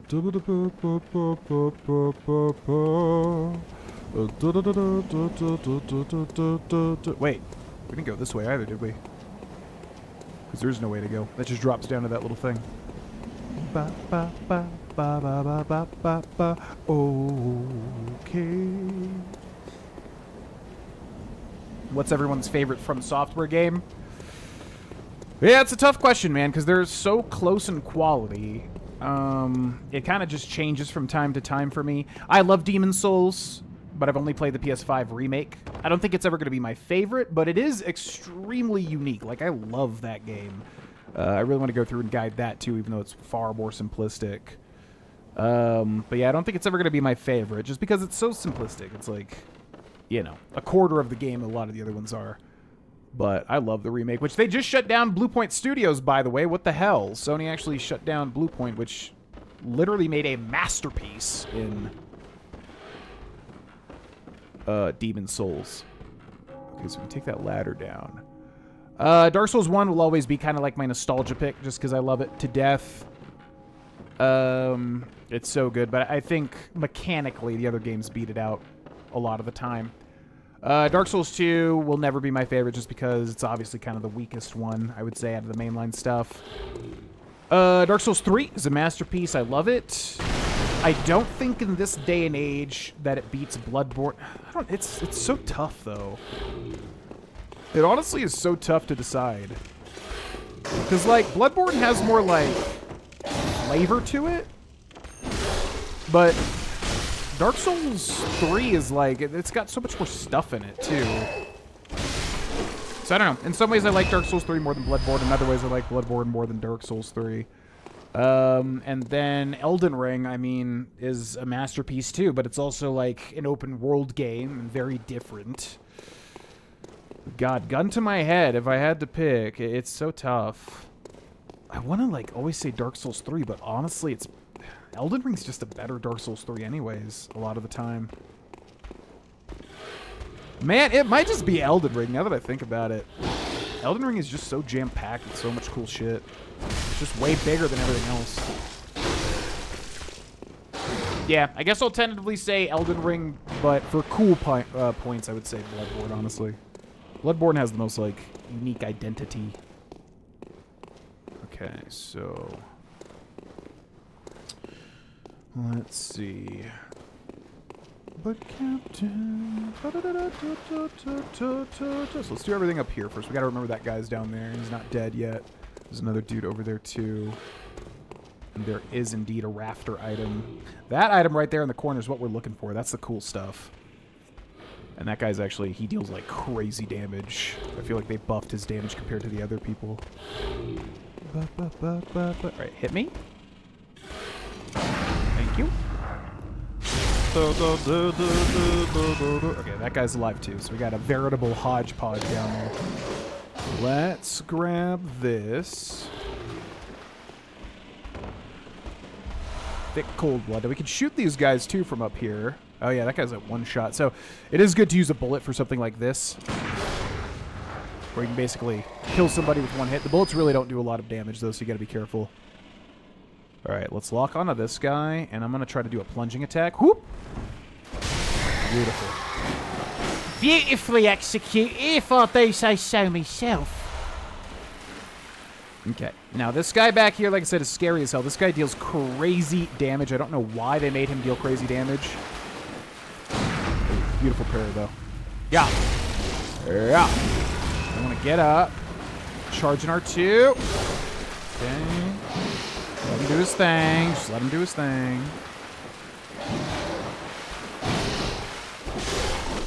Whew. Yeah, for whatever reason, if this guy hits you, you'll just die in like 2 hits. It's crazy. Alright, and then this guy's guarding the first new armor set, which is way cooler than what we start with. So we're going to switch over to that. Hunter hat, hunter garb, hunter gloves, hunter trousers, and now we look way cooler. Also, this is like the teaser of this game when it released, I think, had like this alleyway, and it had the hunter dressed in this clothing. So it's almost like a little Easter egg, I think, to the character that's in the teaser for when this game was first released, which is pretty neat. I think that's confirmed. I don't know exactly. Hello. Okay. Okay. Okay. And then you, come on. Whoop! Oh my god. I'm honestly astounded he wasn't able to land that hit on me. We get like 50,000 rats, and then basically that's this entire zone explored. Don't think we missed a single thing. Which feels pretty good. Alright, come on. Oh, here goes the big jump. Alright, cool. So yeah, that's like every single thing done. The only thing is there's an optional boss and then there's a non-optional boss. And we're going to have to practice them, get really good at them, and then make a guide for them. Which, I've beaten them many times, but the first one throws me for a loop for whatever reason. And then how do we get back from here? I forget. Elden Ring for sure. Yeah, it's hard to beat Elden Ring, man. It's just, it's so unique. Like, there's just nothing really like it in terms of the atmosphere. And I love it. Like, I love the atmosphere of Elden Ring. The only reason that it's not just like my runaway favorite is just that it's open world. So there's a lot of like slower points and like reuse of bosses and stuff. And some areas that just kind of should have been scrapped. Like the whole giant zone and all that stuff. You know?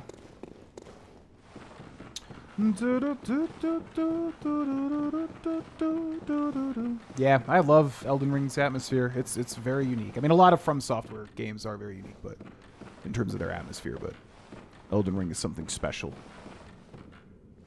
Yeah, Demon's Souls is phenomenal. If you have a PS5 and you can play the Demon's Souls remake, I love that game. That's another one like Elden Ring that has a very unique kind of vibe to it. It's just very, very simple compared to everything that would come after, for obvious reasons. That's the only downside. Okay. Well, I think that's literally everything decimated and destroyed.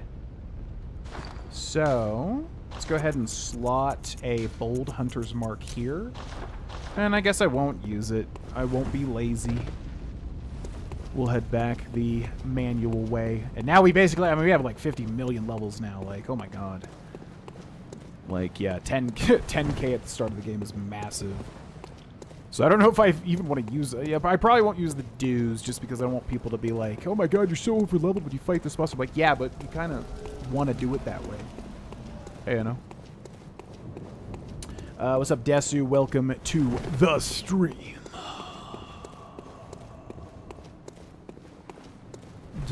How the hell do I get back? This way. Now, hopefully,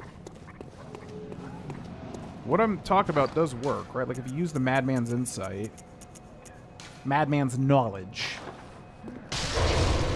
you get 1 insight. And I think you need 1 insight to trigger the doll, right? And the doll lets you level up. I believe that's what it is. Or you have to die. Yeah, there she is. Good. Or what is it? Like, you have to die?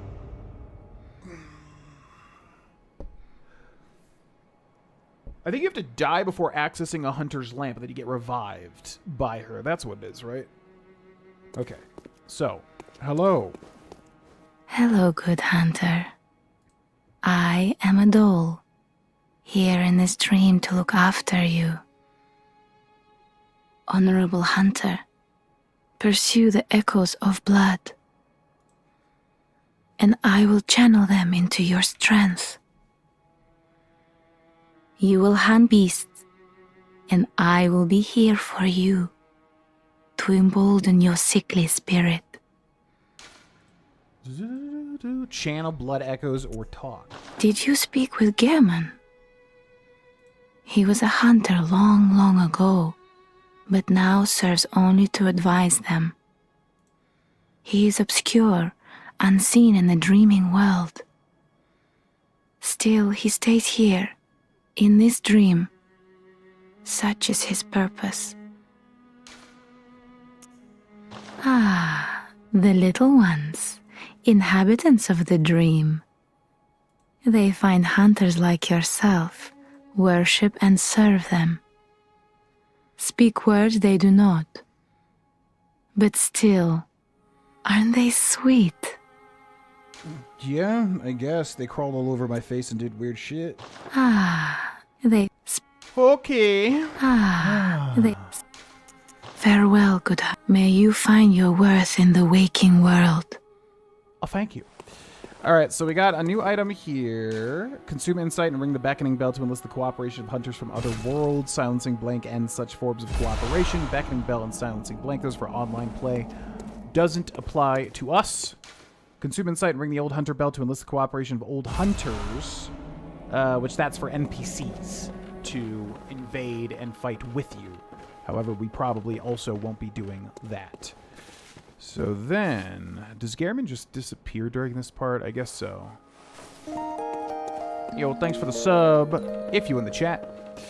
So, then let's go ahead and level up. What we want to do is take a look at our weapons. So the saw cleaver here scales with D for strength and E for skill, which means we want to level up strength if we want damage, because that'll work towards that. Welcome. What is it? I need to channel blood echoes. Very well.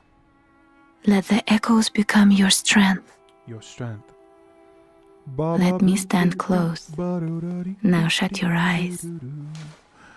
Okay, so arcane blood tinge skills. So basically health, stamina, strength scaling weapons, skill scaling weapons, blood tinge scaling weapons, and guns a lot of the time, and then magic, which is very weird in Bloodborne. You're basically like equipping items that do certain magical skills. It's super weird. Some weapons scale with this too. But we want to do is probably just strength, I would bet, and then maybe endurance up to like 15. Let's go 13. Let's put a little bit in vitality as well. Yeah. Okay. Farewell. May you... Bye! Alright, so now we're ready to fight that first boss. What's the quickest way to get to him?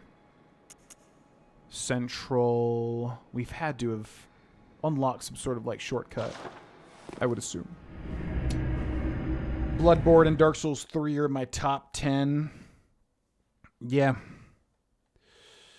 I don't know. Elden Ring, there was really... It's hard, man, because it's literally just improvement upon improvement upon improvement. It's hard to really pick.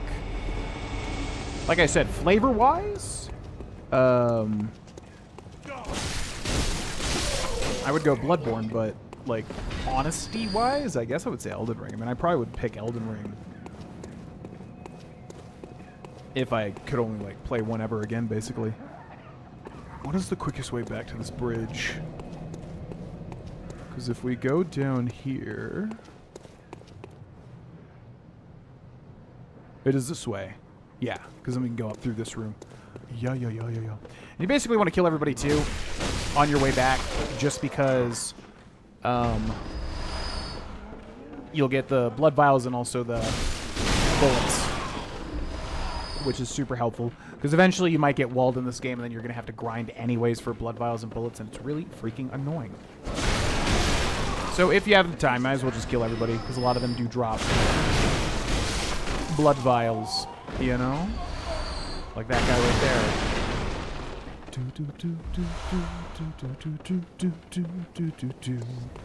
Okay, then this guy.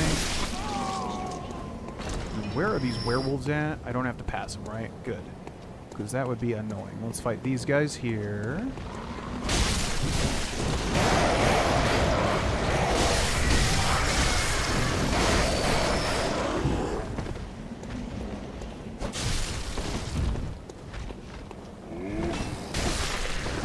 Here, hit me. Whoop. Alright. So, first boss time. This is a Cleric Beast, and basically, I'm just bad at him because he does all sorts of things. He's very unpredictable, so I want to get good at fighting him. I pretty much always beat him just because he can just go aggressive and he's not that crazy, but I want to get, like, good mechanically so that I can explain it in a guide.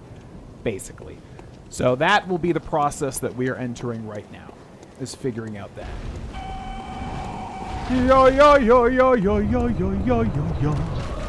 Let's see what he does. He does a big old slam, probably easily punishable.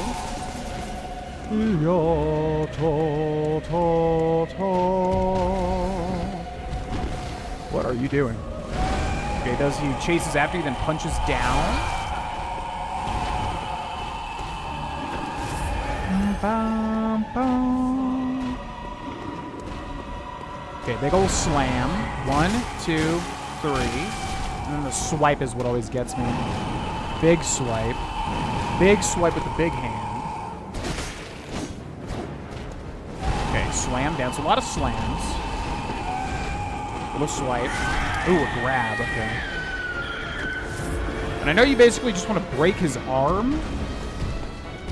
Bum, bum, bum, bum, bum. Bum, bum, bum, bum, bum, bum, bum, bum, bum. Ya ba bee, ya ba bee ba boo, ya ba bee ba boo ba.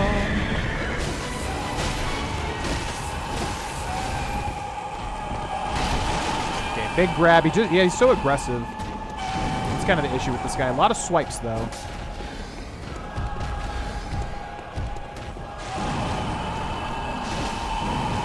Follow-up swipe. Anytime we break him, we're going to go ham here. And he does this, which I never really knew what he was doing. Does he just get more aggressive? Oh, he does like a jump attack now. Okay. Ba, ba, ba, ba, ba. Ooh, big old jump attack. Okay. And he does a screech. Ba, ba, ba, ba, ba. Ba ba ba ba ba ba ba ba ba ba ba ba ba ya ba ba ba ba ba ba ba ba ba ba. So I think this guy's just so annoying because he's hard to avoid everything. Oh my god, that jump attack's so fast.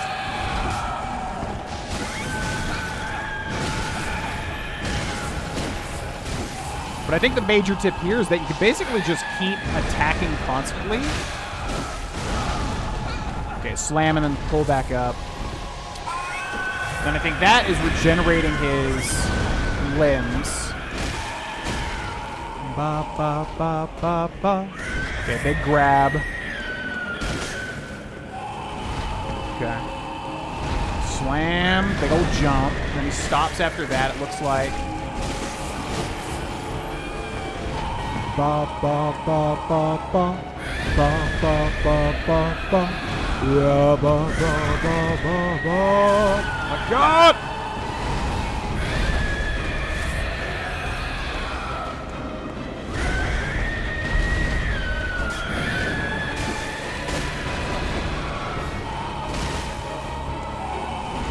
Okay. Yeah. Feeling pretty confident. So many swipes, man. Okay, there's the grab. So he spammed this, and I don't think he can even hurt me. Nope, he definitely can. Ba ba ba ba ba ba ba ba ba ba ba ba ba ba ba boo. Swipes just never end. All right. Yeah, let's just kind of watch him until we die now. Slam and then explode. Swipe, swipe, swipe, swipe, swipe, swipe, swipe, swipe. That's the explode, right? Nope. Swipe, swipe. Just never stopping the swipes. Ba, ba, ba, ba, ba.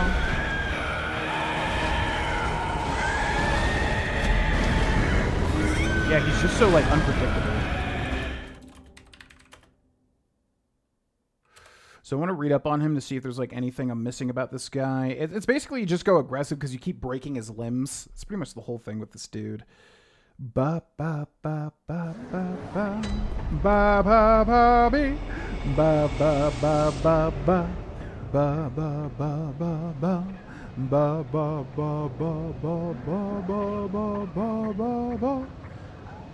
Vulnerable to serration and fire damage, can be crippled in the fight for a short time, considerably strong against blunt, arcane, and bolt. Try to dodge and stay behind him, since his counterattack swipe with his left arm does minimal damage that can easily be recovered via the rally mechanic, right? Attacking any of its limbs repeatedly will eventually cripple and stagger Cleric Beast for a short while. After a certain amount of damage is dealt, it will start doing its healing animation with the red aura. Heal all of its crippled limbs and will enrage it further. It will not heal back health. You can shoot his head with the firearm to open him up for a visceral attack? What? I didn't know that. You can shoot his head with a firearm to open him up for a visceral attack, which will cause massive damage. When using the hunter pistol, it takes 2 direct hits usually. Whoa. Shoot his head with a firearm. If you've successfully pulled off a visceral attack by shooting his head, you can do it again only after it uses its healing move to regenerate limbs. Molotovs. Yeah, Molotovs are super duper helpful. Oil urns, which increases damage even more on the Molotovs. Father Gascoigne. It'll ignore you. Okay. Cool. Alright, I'm gonna go to the bathroom and then we'll go ahead and guide this sucker. Be right back.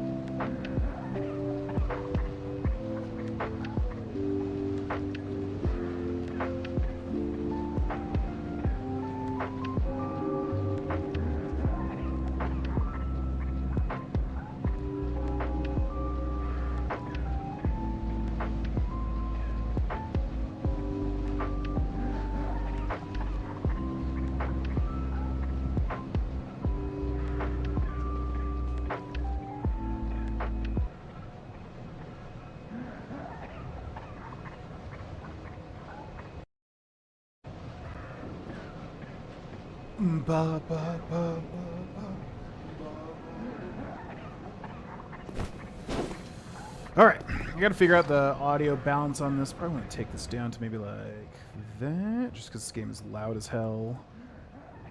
Okay. What's up, RPS? Welcome in. Yeah, Cleric Beast is weird. I think, like, you can punish him a lot, so he's not that hard, but he's just, like, to not get hit, he's very tricky. Like, he's just always swinging all the time. So it's always been, like, the next guy, like I said, is a lot easier for me. But Cleric Beast is just so weird, you know? Alright, we go on a guide to the Cleric Beast now. Hopefully this works. So I need to be able to pause. How do I pause alerts?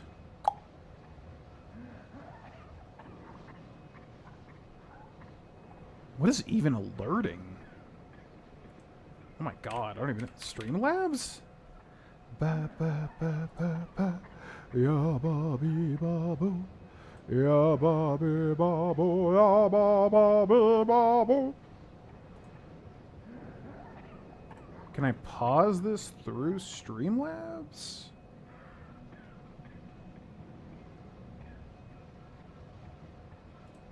Like, how do I even... I'm assuming I have to have the widget. Oh, that's annoying. There's like no other way to interact with that. That's so weird. Alright. Well, that should be fine. Okay, let's do it.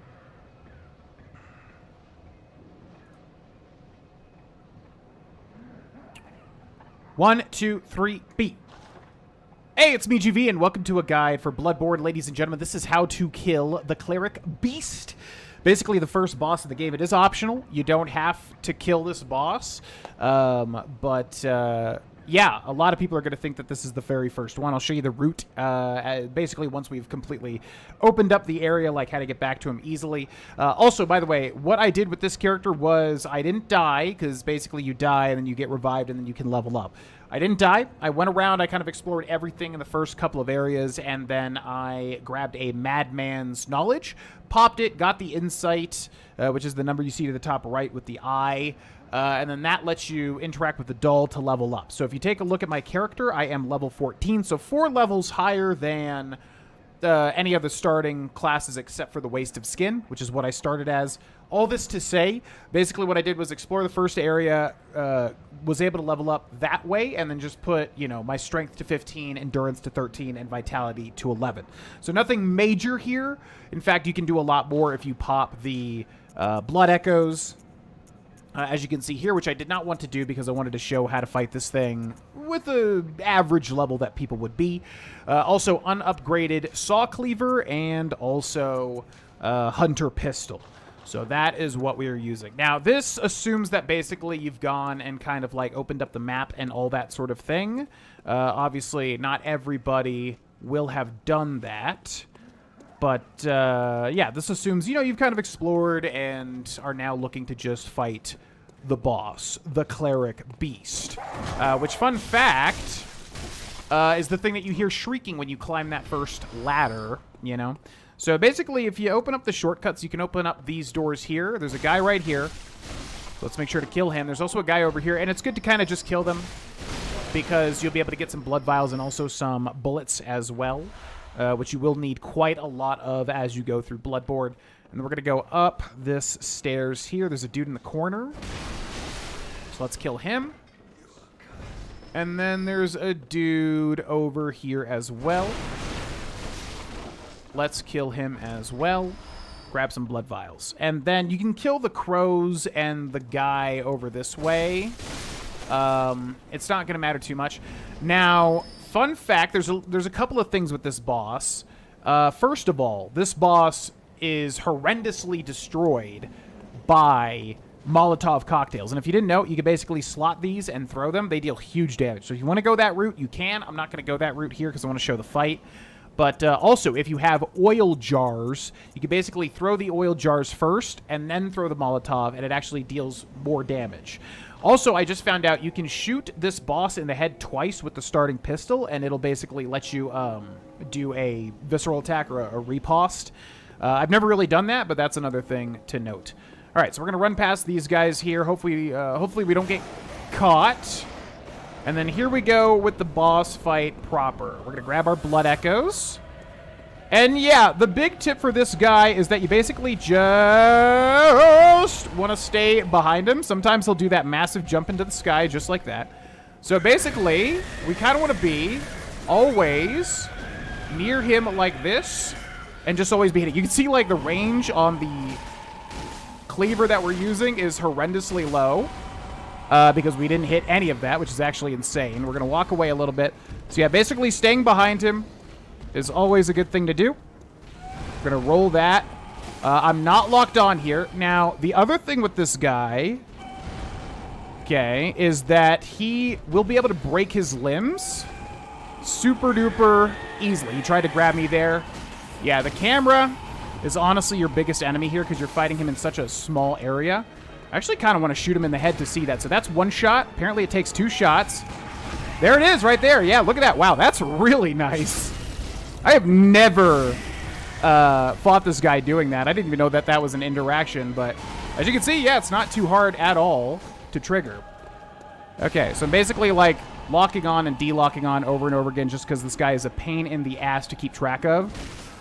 What I was trying to say earlier was that it's easy to break this guy's limbs. So right there, I just broke his limbs. Now what he's going to do is he's going to scream, and he's going to try to heal his limbs. So when he glows red like that, he is healing his limbs back up. So if you keep up the aggression, as you can see here, yeah, you can constantly stagger him by breaking his limbs. Now I'm going to shoot him in the head again and again. And then one more time. Whoop! Going to dodge that. Okay. He's going to explode, so watch out when he pulls that back up. He's so hard to hit with the saw cleaver. Now, so yeah, basically whenever he glows red like that, he is healing his limbs. So keep in mind all of the damage you've done to the limbs will be reset. Gonna jump away from that slam. Okay, so here he goes healing again. We're gonna try to get behind him because he's just going crazy here. Now he'll do a lot of swipes, as you can see. We rolled that swipe pretty well there. Okay, we're gonna let him finish his little tirade. Oh, try to get behind him here. Okay, he's just gonna keep going crazy, swiping, swiping, swiping. Okay, I want to try to break his limb if I can, but we're going a little too aggressive. Let's back up and heal a little bit. Okay, he's going to jump towards me. I'm going to back up once more and then heal again. Okay, we're going to roll that jump, and unfortunately I missed the timing on that. I'm trying to just get in there so that I can get some heals by rallying. So let's back up a little bit and reset here. Going to shoot him once in the face. Going to try to shoot him again in the face. Okay. Just want to get that visceral attack again. Okay, jump, dodge that. Hit him a whole bunch here. Gonna back up a little bit. He's kind of just throwing me off my game here. Ugh, we just keep getting clipped. And the camera's really messing me up now, so we gotta get some distance here. All right, one heal, another heal. I'm trying to trigger that headshot, but he is just not letting me do it. All right, so let's try to get behind him again. You can see I'm kind of staying on his thigh here because even when he swipes, we're very hard to hit. Okay, he did smack me there. Yeah, we're very hard to hit, as you can see back here. All right, let's get away because he's so close to dying. We don't want to be greedy. We're going to shoot him once. He's going to jump at me. I'm going to roll into it. And down goes the Cleric Beast. Yeah, so this boss fight has always been super duper weird to me. It's one that, like, honestly, you can go back to later on and you'll have a much easier time.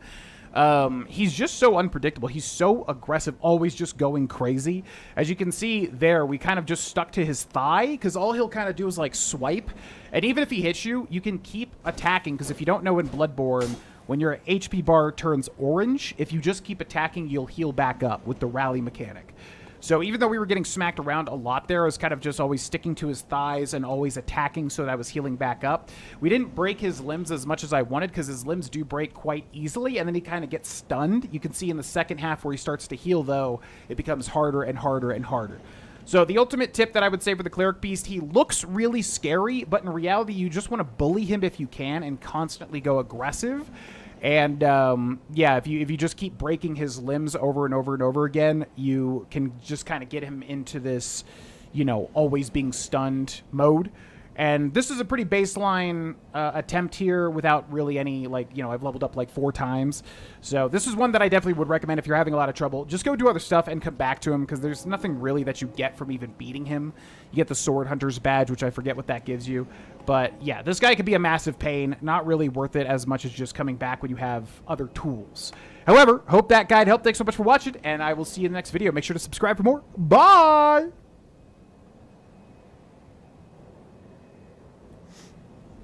Ba ba boo ba bee. Okay. Whew. Yeah, the Cleric Beast is so, like... It's like I know that I can beat him, but he's always just so, like, unpredictable. That's really the thing that throws me off. Let's reduce this and this and this. Let me know if that's too low, folks. Do we want to return to the... Yeah, because we did everything else anyways. Also, this is the door that was never made, right? It's like a whole thing with this door. It was supposed to be a thing, but then they changed it. Alright, let's go back, and then I gotta make sure that that video correctly, like, rendered. Because otherwise we got bigger problems.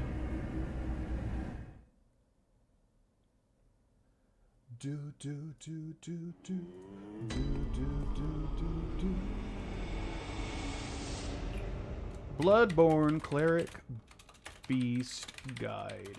Let's see if this came out good.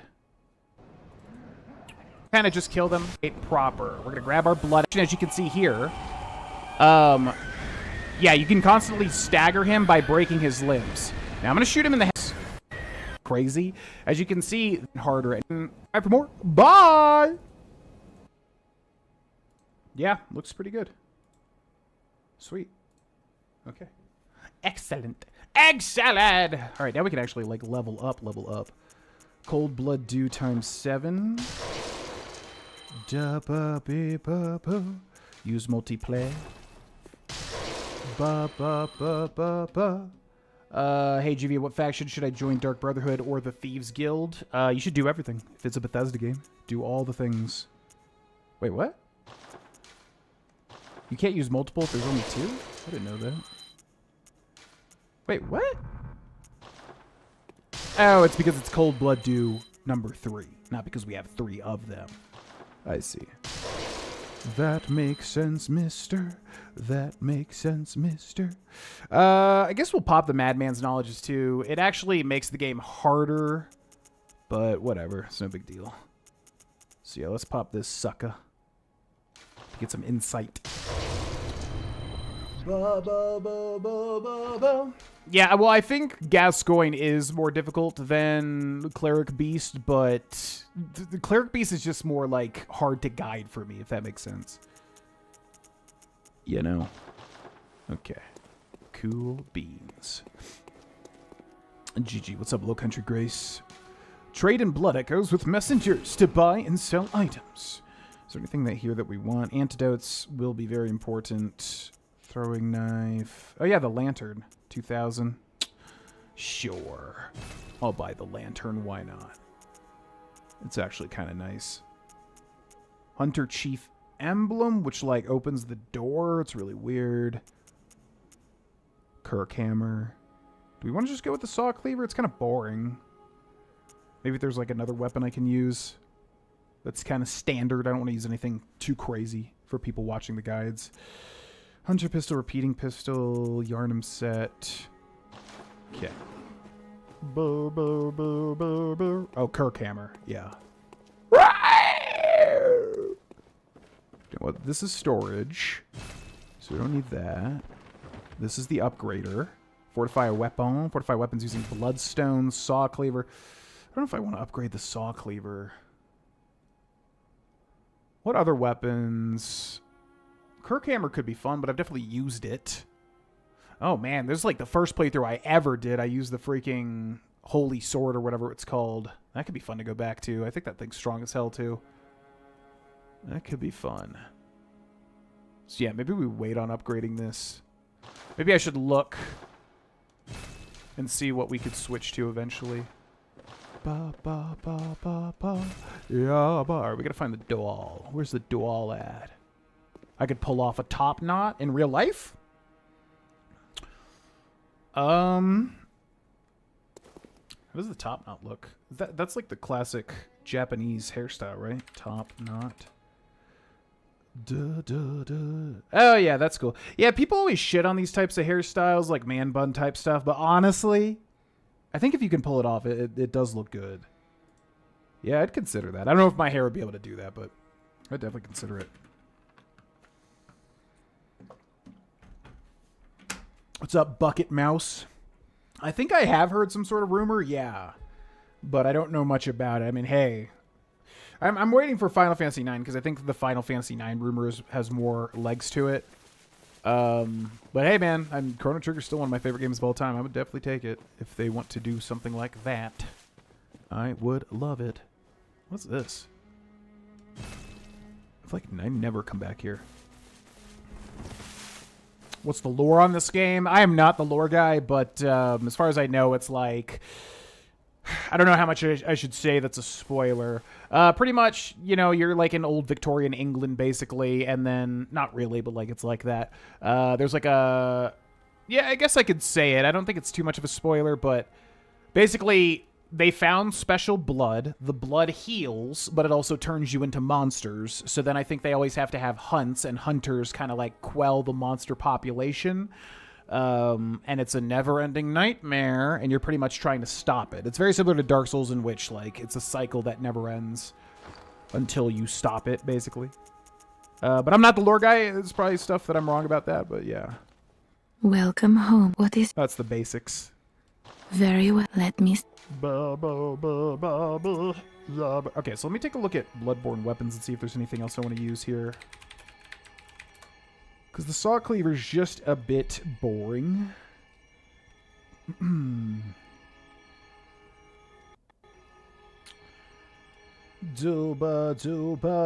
Blades of Mercy, but that's kind of weird. Boomhammer. Ooh. That'd be fun. That's a DLC weapon.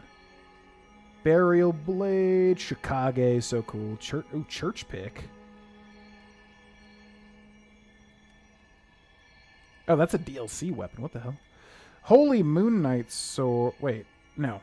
That's not the one I'm thinking of. Ludwig's Holy Blade is what I'm thinking of. Oh my god, Yen's doing that weird cat thing. Hi, Yen, you can come in here. You don't gotta screech that horrible yowl. You can come in here and I'll say hi to you. Okay. My Google Chrome is like literally just shitting itself right now, so it may crash. Yeah, it's freaking the hell out currently. Yeah, boy. There's something about streaming that, like, streaming with Google Chrome, it just takes all the CPU and just sucks. If you try to open any sort of, like, wiki page, it just dies. I don't know what's going on. Yeah, so we could use that weapon a little bit later, maybe. Ooh, Simon's bow blade could be fun. Yeah, not really. I guess we'll use the saw cleaver and then maybe switch to Ludwig's Holy Blade. That was literally the first ever Bloodborne weapon I ever used. Or built up to, anyways. Okay. I'm assuming my browser's going to crash here because it's freaking the hell out.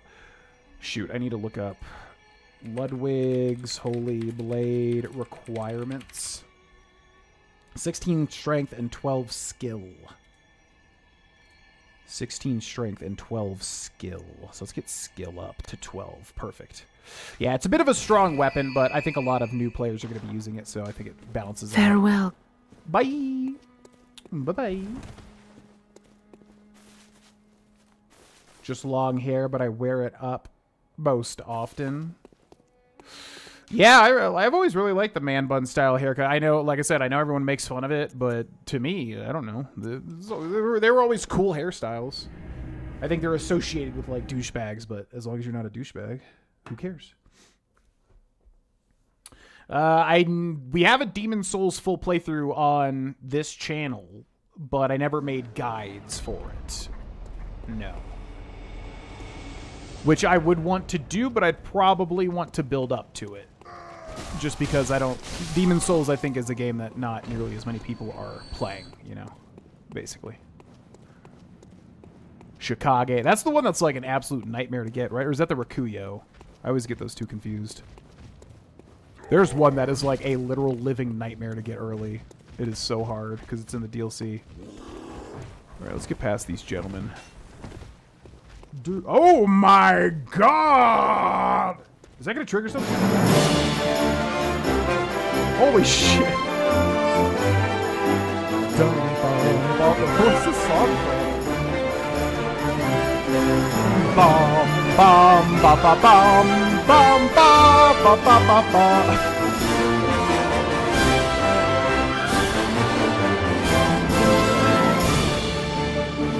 What's this song from? Oh, it's Zelda.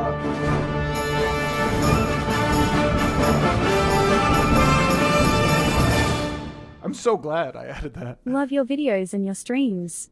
Keep up the good work. Yo, thanks so much, Kodiak7918. Man, oh man, I have no clue when I added that alert, but I am so glad I made that as epic as it was. I think I was listening to the Zelda orchestral video that Nintendo put out where they have that song, which is from Skyward Sword, I think. Because I don't much like Skyward Sword. It's alright, it's solid. It's not amazing, but that song is so good. Like, Skyward Sword has such good music. Anyways, I don't know when the hell I made that alert, but I am so glad that that triggered that. Thank you so much. The extremely generous donation. Holy freaking moly. I was not expecting anything like that. That caught me completely off guard. I'm so glad you like the videos and streams. Oh my god. Holy shit. I completely forgot there's a flaming ball of fire coming towards me. Yeah, very much appreciated. Yeah. As far as videos, we'll be doing more Oblivion Remastered. I mean, we're so deep into it now that that's going to be basically the focus until it's done. A lot of Oblivion Remastered streams. I don't know if you've seen them, but they are up on the live tab and also on the third channel, which I renamed the GV Stream Archive from GV Universe, because I might as well just combine both things. And then, yeah, we'll be doing the Bloodborne thing. I also want to do Elden Ring as well, but I think I'll wait for the Tarnished Edition to come out for the Nintendo Switch 2 to give me an opportunity to play through that game again and then also guide all 50 million thousand bosses in it. So, there's some good stuff coming up. I think, as I said, if, I'm waking up and I'm like, okay, yeah, let's do it. I'm really feeling like I want to stream, then we will do it. And in 1 to 2 months or so, we'll probably have an actual schedule. It'll probably be relatively short compared to what it used to be, just because I was doing, 6-hour streams, and I can't really do that in this day and age. But, yeah, I do want to build towards a consistent schedule again. It's just going to take 1 to 3 months to basically see what we got to work with in terms of time. But thanks so much. Very much appreciated. Ba, ba, ba, ba, ba, ba, ba, ba, ba. Yeah, I don't think I ever used the Beast Claw. That one's weird. You have to, get it. You have to... There's some reason I've never used it, because I've used most of the Bloodborne weapons at this point in time, and I know with the Beast Claw there's some weird thing. What's up, Fidel? Hey, GV, I don't know if you will see this, but you have genuinely helped me through the darkest days of my life, and I wouldn't be here if it wasn't for you, so I wanted to thank you. I am so glad, Fidel.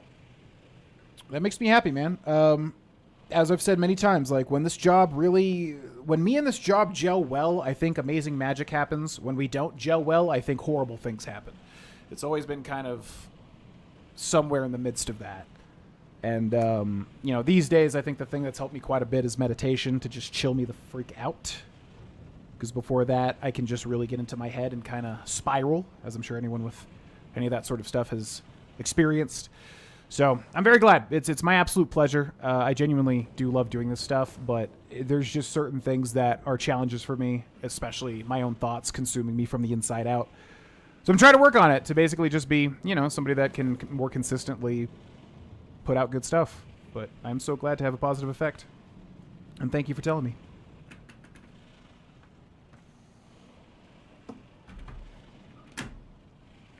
The hype emoji we had on Twitch. I want to go back to multi-streaming on Twitch, by the way. So anybody that wants to watch on Twitch or use the Twitch benefits and all that stuff, I am going to do that. I just basically have to have a good hour or two to figure out multi-streaming again, because the first and second time it was a nightmare to figure out, and now, you know, every year things change basically. So I just need to get a little pocket of time to where I can fix the multi-stream basically. But yeah, I do want to stream on Twitch as well. FYI. The reskins. I probably want to do every single boss in Elden Ring. It's obviously going to be a massive undertaking, but I do want to do every single one. the ones that are just straight up copies, but still there usually are differences, so that would be the plan, yeah. Oh, the Chalice Dungeon. Yep, that would be it. We've used a Logarius wheel. That was a lot of fun. I love that weapon. It's literally just a massive wagon wheel. Where do you get the Shikage? I'm forget, because I always think of that as the Rakuyo, but the Rakuyo is the one in the pit with the shark dudes that it's like literally a nightmare to get. Yo, appreciate it, Elad. What's up, Greater Saber? That's a cool name. Prime subs, yeah, they do actually support, because basically when Twitch pays me once a month, the Prime sub goes towards that. So yes, indeed, if you ain't using it and want to support the channel, you can subscribe on Twitch with the Prime. But soon, hopefully it will be actually usable, because I do want to multi-stream, because apparently that's just what all the kids do these days. There's no really reason not to. All right, so here's the second boss. This guy is far harder. Typically, but again, I think like I have a much easier time with this guy than I do with the Cleric Beast. The Cleric Beast is just so unpredictable. This guy is scarier, but ironically, I think he's a lot more manageable, I guess. I'm going to also equip the tiny music box as well, and then I also want to equip the hand lantern, because I actually do like using the hand lantern. How do I do these again? No! Oh my god. It's like... No. There we go.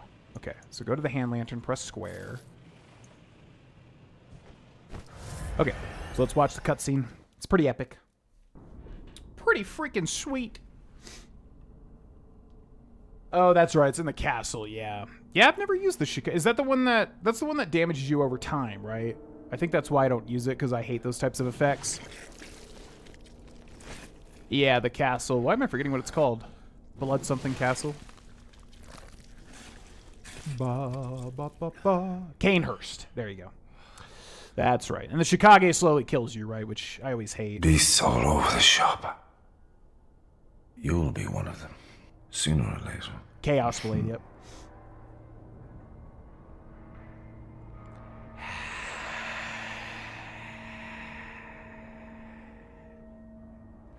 Oh my god, it's Father Gascoigne. Yes, I love Sekiro, and I'm in fact way overdue. I want to guide Sekiro too. Basically, the hierarchy for me is Bloodborne, then Sekiro, until Tarnished Edition comes out for the Switch for Elden Ring, which will be the priority. But outside of that, yeah, I want to do Bloodborne, then I want to do Sekiro, because Sekiro is hard as shit. Oh yeah, no, I mean, yeah, obviously use your subs however you want. I do not deign to say, give it to me, everybody, but I'm just saying, yeah, it does support. But yeah, I want to multi-stream again. It's just a matter of setting it up, because every multi-stream thing has like some sort of negative to it, or you know, there's all sorts of different things with trying to set it up. All right, so basically, let's get good at fighting Gascoigne here. He shoots the blunderbuss. And the main thing with him is just parrying, basically. But I don't know what I can and cannot parry. Looks like the jump attack I cannot. Okay, swings wildly. He's got all sorts of swings. Okay, big over the head, slow swing would be good. So we cannot parry the jump attack. It looks like that would be good to parry right there. So when he jumps, I should go in on him. Okay, let's heal here. Hold on, hold on. So that was a parry, but he got me with it, which is the unfortunate thing about Bloodborne.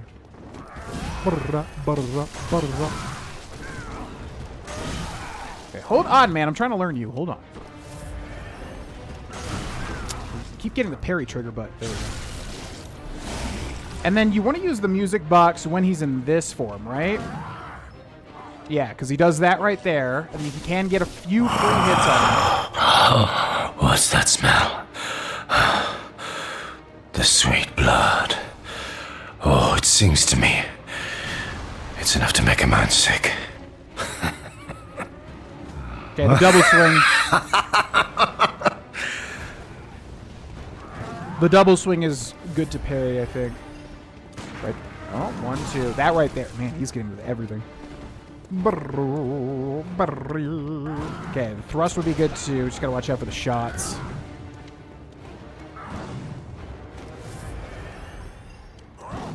Yeah, I gotta parry that thrust. There we go. That's what we're looking for. Ba-ba-ba. And then the werewolf form is the hard part.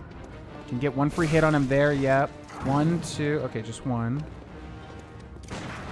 Okay, that God, it keeps clipping me. I'm trying to like watch his animations. Hold on, chill. 1, 2. Okay, the big long animation is what we want to punish. 1, 2. Jump attack, can't punish. Right into another attack. My God, everything's so aggressive in this game. Ba-ba-ba. Oh, yeah, okay. So he does a quick one, and then he does, like, a longer one. Now, what happens if you use the music box in this phase? Oh, he does. Oh, look at that. Okay, so first and second phase. But doesn't it do something bad? I thought, like, he transforms earlier or something. Yeah, nice thrusts.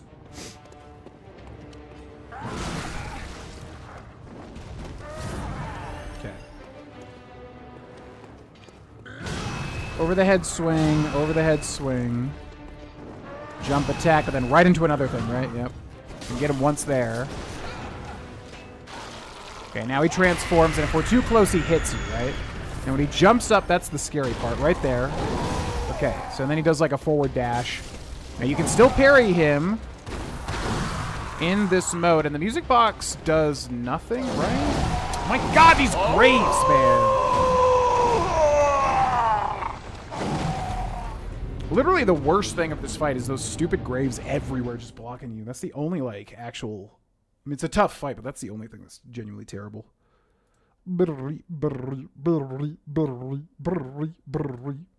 It's only in transformed mode? The double swing, you mean, with the axe? Want to follow along the Oblivion Remastered playthrough of my own playthrough, but been playing Skyrim Nulvis Awakening mod pack lately, so no time with that big playthrough. What is that? I have not even heard of that. Yeah. A lot of people do, like, they play the their own playthrough with the playthrough that I do. So if you ever get to the point where we get to the Shivering Isles, that would be the time where, yeah, there's like 4 live streams we do. And there's an episode, I think it'll be 116, where I mentioned, like, hey, I just did 4 live streams where we got all the little grindy type things. So if you ever get to that spot, just know that, yeah, you can watch some live streams if you want. But that's obviously not for everybody, because live streams are kind of boring sometimes. Shows them traveling west. Oh my God, I would love that. Yeah, like a Journey to the West type situation. Yeah, that honestly would be a perfect follow-up, depending on the ending you get in Sekiro, I guess. Wait, where am I going? I go this way. What's the best gun to use with Logarius's wheel? I mean, the Hunter's Pistol just never really gets beaten out, right? Because it's so quick to parry. I feel like nothing, unless you're going specifically for, like, gun builds, I feel like the Hunter's Pistol just kind of carries you through the entire game if you're using it as a parry weapon, right? Ba-ba-ba, ba-ba-ba. How dare you? Adios, Puchiha. Drive safe, mister. Thoughts on the monkey punch? Do you mean like the monkey sake in Sekiro? Or do you mean in this game? Because if you mean in this game, I don't know what you're talking about. But in Sekiro, you can get monkey sake. But it's not called monkey punch. Yeah, what do you mean? What are you referring to? Shikage Blood Drain? 3,500 mod pack like Lorim, but a different and more fantasy. Like, ooh. I've wanted to do like mod showcases like that because I love stuff like that. Like everything they added in Anniversary Edition, basically. It's just the time. It's always the time. It's like there's too many things that I want to do. But that sounds fun. Yeah, anything that adds more fantasy to things is usually my jam. I am all about the fantasy. Can you send that wheel down? Oh my God! Goodness gracious, great balls of fire. a Morrowind playthrough, and as a pure mage, it's actually been really fun. The Bound Dagger spell in that game is pretty OP. Pure mage and Morrowind. I think we tried that like one time. I just don't really know how the magic system works is the problem with me in Morrowind. Oblivion and Skyrim I get completely. But in Morrowind... No, it's actually relatively easy, though. You have to equip everything, I think, is the annoying part. But yeah, that sounds fun. If I ever do a full, like, Morrowind playthrough again, I'll probably go mage, honestly. Actually, what was the last thing that we did? We did a huge playthrough, like, maybe, like, 4 or 5 years ago or so. We did, like, everything in it. Whoop! Gotcha. An IRL monkey. Oh, I know what you're talking about. Yeah, Punch the Monkey. I love that little thing. Oh my god, I don't know much about it. I guess it's like a worldwide thing right now, but I've seen like 2 videos pop up that I've shown Cindy, and that little monkey is the most adorable thing I've ever seen in my whole life. The first video I saw, the monkeys were bullying him, and then he like ran to like a plushie and held it for comfort. It was like, oh my god. It's like literally, I couldn't even stand how like adorable that was. And then the second one was, I think he was getting rescued by a monkey. It looks like, yeah, I guess monkeys are just assholes, I guess, and they constantly bully each other. And like don't accept you or whatever. So he's adorable. I wish they would leave him alone. They're such assholes to him. It's really mean. Daggerfall playthrough. Yeah, we did a little bit of Unity Daggerfall. I really enjoyed it, but it's the type of thing where it's like an old-ass game, and I knew exactly what would happen, and then it happened. It's like we got poisoned, and it's just like I don't know how to cure it, and it's just dying and dying and dying, having a curse save where like I can't get rid of the poison. I'm like... It's like every time I go back and play a really old game, it's something like that just always happens, because they're designed that way. So, yes, I did love my time with Daggerfall Unity. I guess I would just have to read like a full-on beginner's guide though, because like that type of shit turns me off of games so quick where it's just like, oh cool, I have, you know, my leg's falling off and I have no idea how to cure it, and the game doesn't really tell you because you're supposed to read the manual back when you had the physical edition. So yeah, I want to. I just would probably have to read a beginner's guide, basically. Uses a dashboard and completely overhauls the combat. Ooh. High-end PC. Oh, God. Yeah, my PC, unfortunately, is probably outdated at this point, so I don't know if I'd be able to run it. But it does sound like my jam. I'll say that much. All right. So let's learn him a little bit. So, tiny music box will stun him, which should be mentioned. He'll start to go like this, and we can get like 1, 2, 3 free hits in. Now, you can't spam it. I think it goes on cooldown, right? So then the other thing is parrying his attacks. He's super weak to. That right there could be parried. Yeah, the only other thing is stupid gravestones everywhere that really makes this hard. All right, so let's try playing this again now. And he actually... Wow, okay, so that cooldown is really low. Okay, so Blunderbuss doesn't much matter. Doesn't deal too much damage. So we'll see if he attacks here.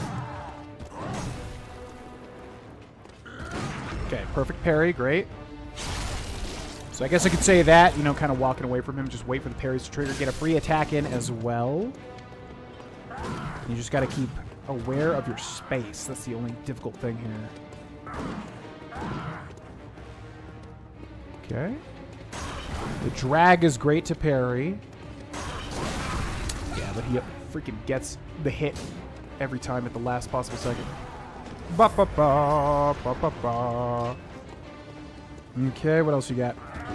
Swing overhead, swing overhead. Different animations though. Swing overhead, swing overhead. Oh my god. Okay, that was a little missed time. Now he's in second phase, so I'm gonna play the thing again. Triggers it.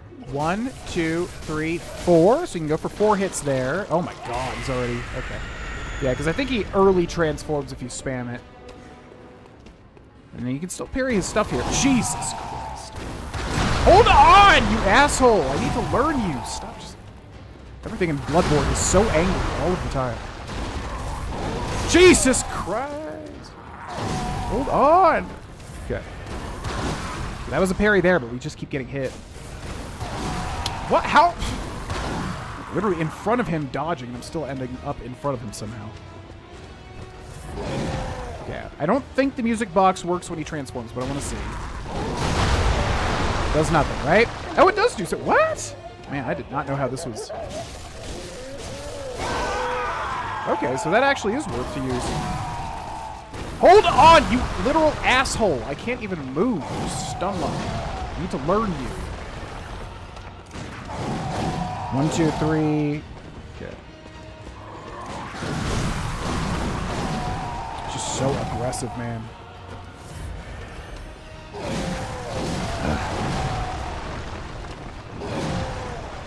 I don't want to waste all my blood vials loading him either, but I'm just taking so many hits.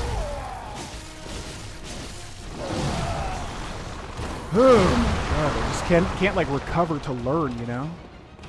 Hold on, dude, hold on.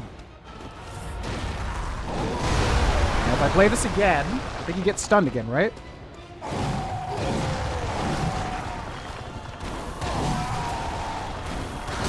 My reaction speeds are like so bad with this guy right now.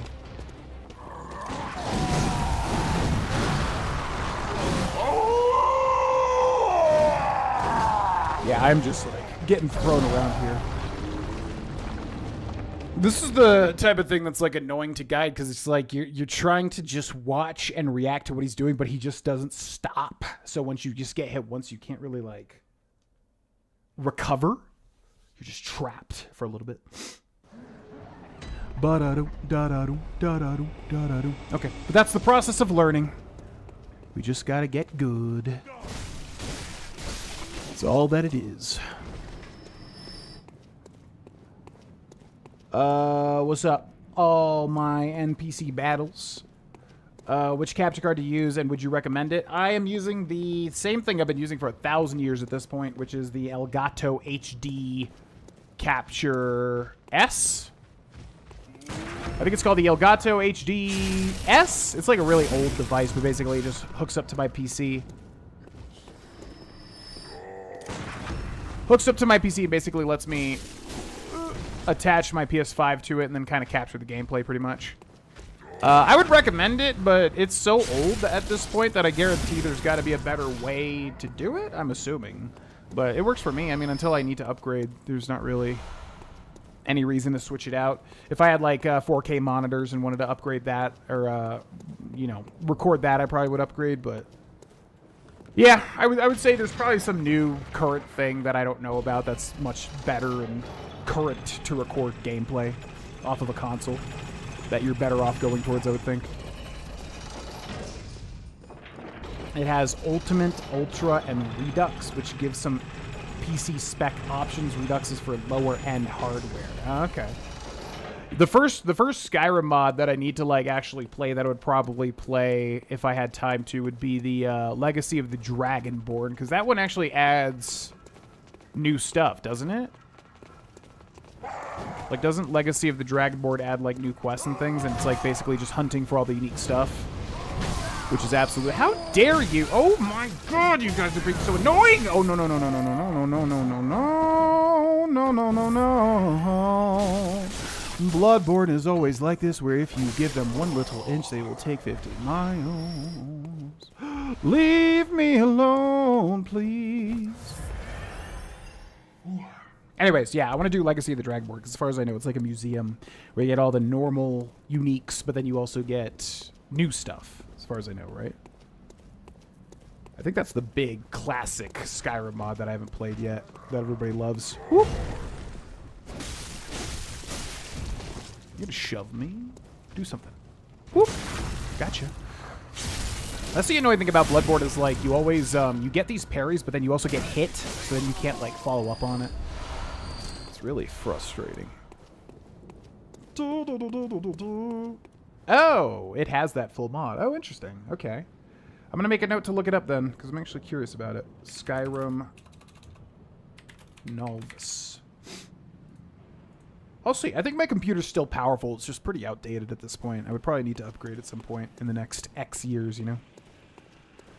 Alright, so let's try to learn this guy. The first and second phase or whatever, but it's the third phase that is like, it's so aggressive, man. He just doesn't stop attacking. Okay, let's grab these blood echoes too. Yoink.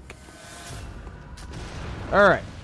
So, if he stops shooting, I can play this. And he freaks out, and then we can get 1 to 3 hits in. 1, 2, 3. We can try to dash the blunderbuss shots, and then he just constantly attacks. We cannot follow up on the jump attack. I can't believe he keeps hitting me with that. For the love of God, I'm literally on the ground getting hit, and you still hit me. You're such an asshole. All right. So that we could parry. It's just hard to tell, like, the jump attack.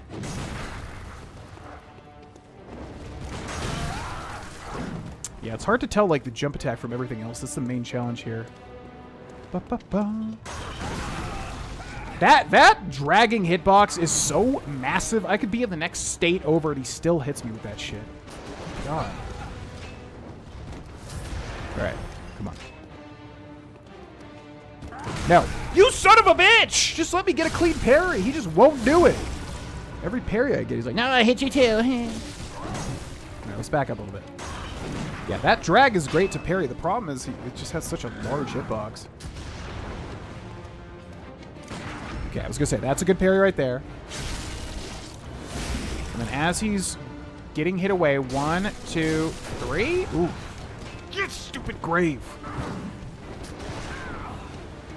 Okay, that's a double swing. We're going to heal. I was going to say, that's going to be a good parry right there. Good. Now he's definitely going to transform here. I'm going to hit him 1, 2, 3. He's transforming now. Once he transforms, I'm going to play the music box. Doesn't trigger, though. Now it triggers. Okay, so we got to be careful with that. 1, 2, 3. Okay, now we just want to go for a parry. Beautiful. And that right there probably would kill him. So that was a pretty good fight. You son of a bitch. Those back-to-back, like, jump attacks are brutal, man. Okay. So I think we got our strategy pretty much down. 1, 2, 3. Three big swipes. Dash into him there. Yep. Try to stay behind him if we can. 1, 2, 3, 4, 5. And then he does the kick, doesn't he? 1, 2. 1. 1, 2, 3, 4, 5. And he kicks, but he's not doing it. I just want to get one more parry to feel like I'm confident here.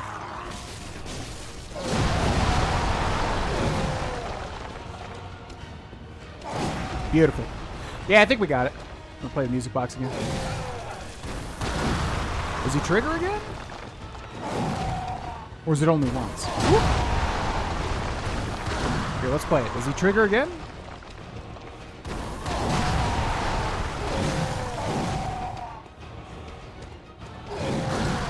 I swear he does a kick after this, doesn't he? But he's just not doing it. Whoa! Whoop! Pop! Pop! Alright. I think we got it. Go ahead and kill me.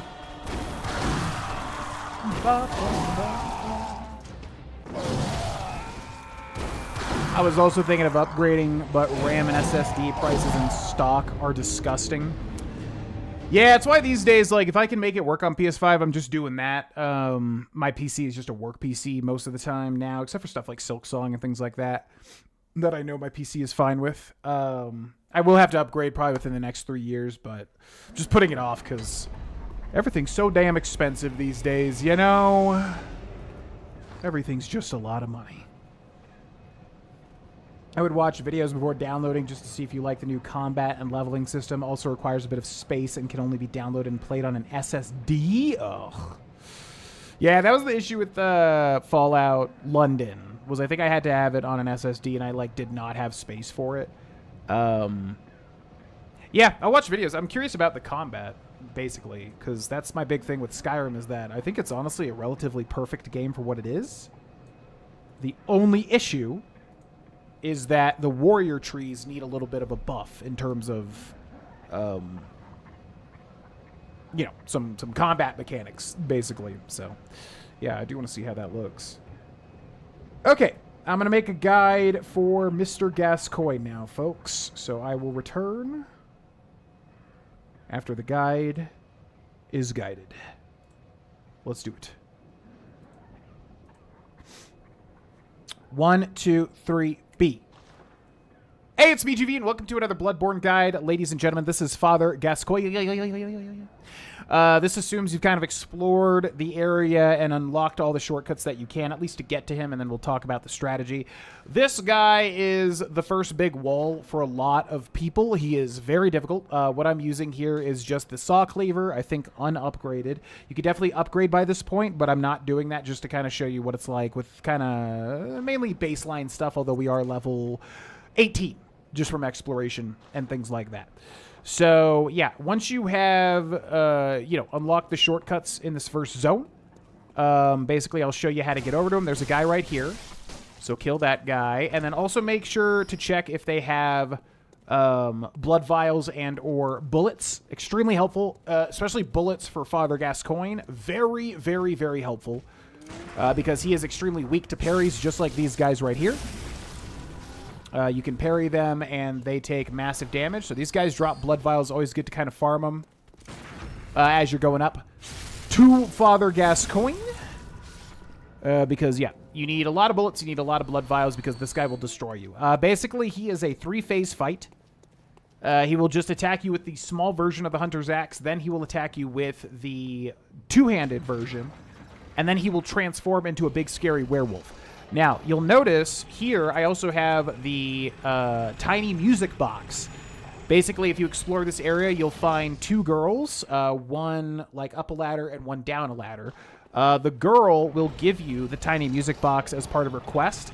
It's not necessary, and I've never really done it all that much, but if you play the tiny music box in like the first and third phases, you can do it in the second too, but I think it actually hurts you because he transforms quicker, I believe, into the werewolf.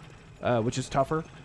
He will be stunned. So you can use the tiny music box. I would probably say like once in phase 1 and then like maybe like once in phase 3.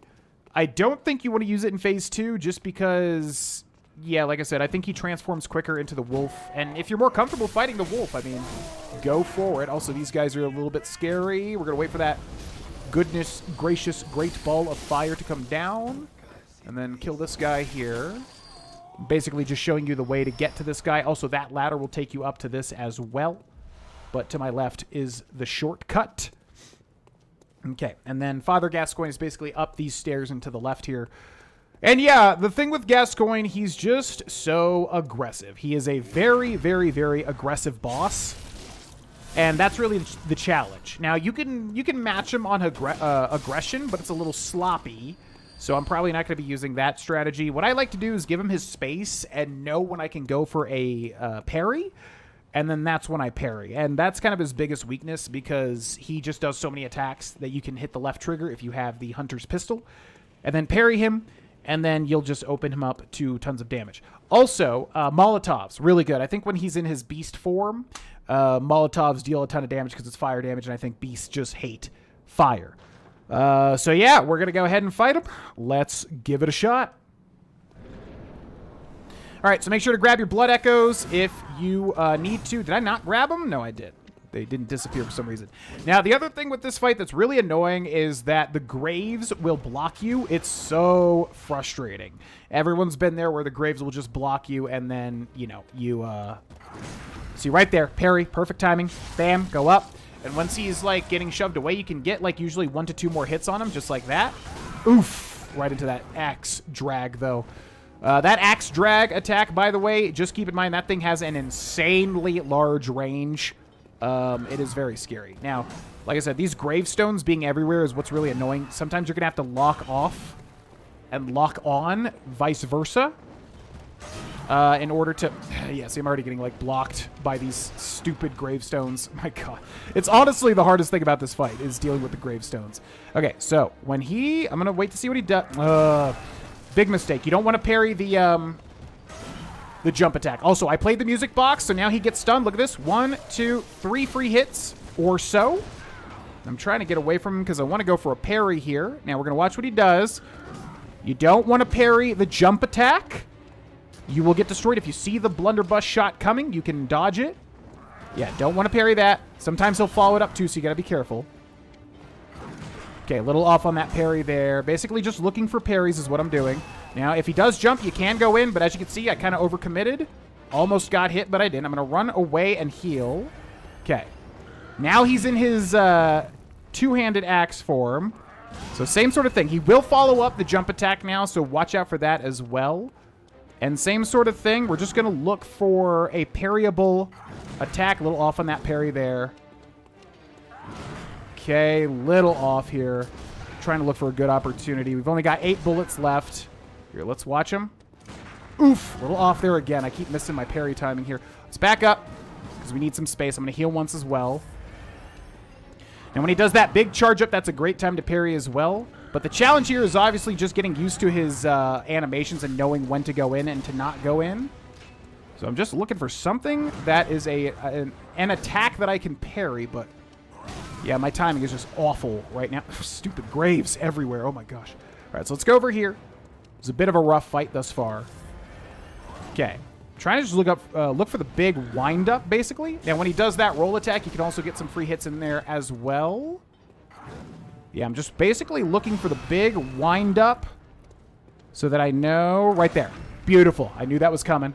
Okay, so he is going to transform very soon here. Keep in mind, if you do have Molotovs, you can deal some big damage to him. Ugh, did not want to get hit. No. Too proud to show your true face, eh? But a sporting hunt it was.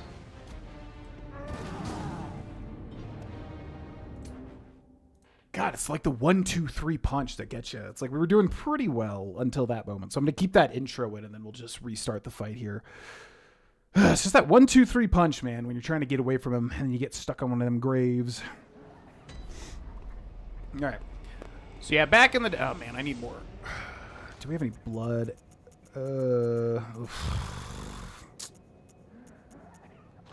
That is rough. I need some more bullets. That ate up all my bullets. Come on, give me some bullets. Okay, we'll fight these guys in here for some bullets. That middle guy usually gives you some. This guy right here. Boppity, boppity. Thank you. See, we need to farm that guy every time we come back to this. I don't think I need the blood vials as much. It's just the bullets. And these guys don't drop bullets either. Excuse me. Whoop! You son of a... Excuse me. Whoop. I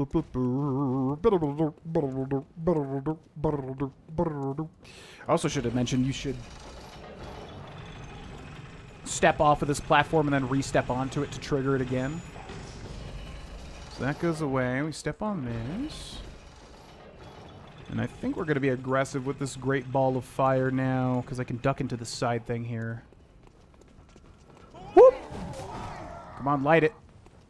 Come on, light it. I still to this day don't know what triggers that stupid ball. Sometimes it just takes so long for him to trigger it. Ah!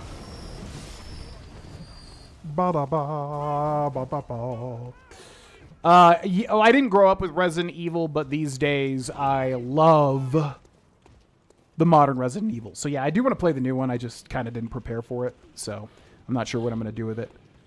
All right, so we're still recording, so let's do it. All right, ladies and gentlemen, so as the fight starts, make sure to immediately grab your blood echoes. I'm going to try to find where they are. There they are. Very, a little difficult to see in Bloodborne specifically. Okay, so basically what you want to do with this guy, whenever you see him shooting like this, you can side, dodge. He'll just sometimes spam it and spam it and spam it. Now, when he attacks normally, that is when you want to go for parries. If he does a jump attack, you cannot get the parry. So keep that in mind. The axe grind is good to parry as well, and when he does the jump attack, I'm going to try to go in, but unfortunately he just keeps swinging and swinging and swinging and swinging because Father Gascoigne is so aggressive. All right, so we're going to try to... Oh, man, I thought that was a parry right there.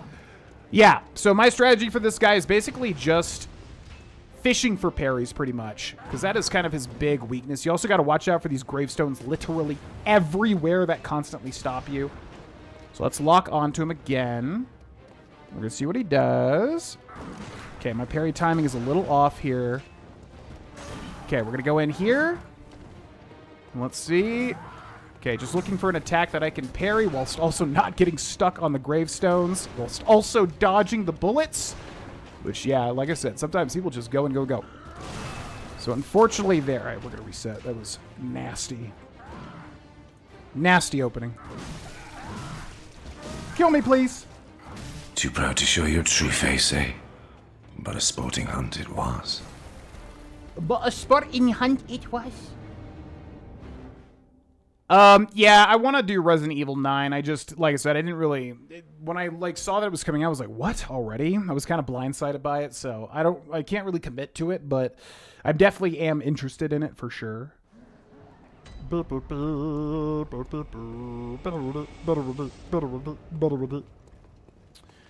would check out Lorim because the combat and leveling is the same as Novice, but it gives a few extra choices in terms of setting up a specific build with 2 beginning perks and such.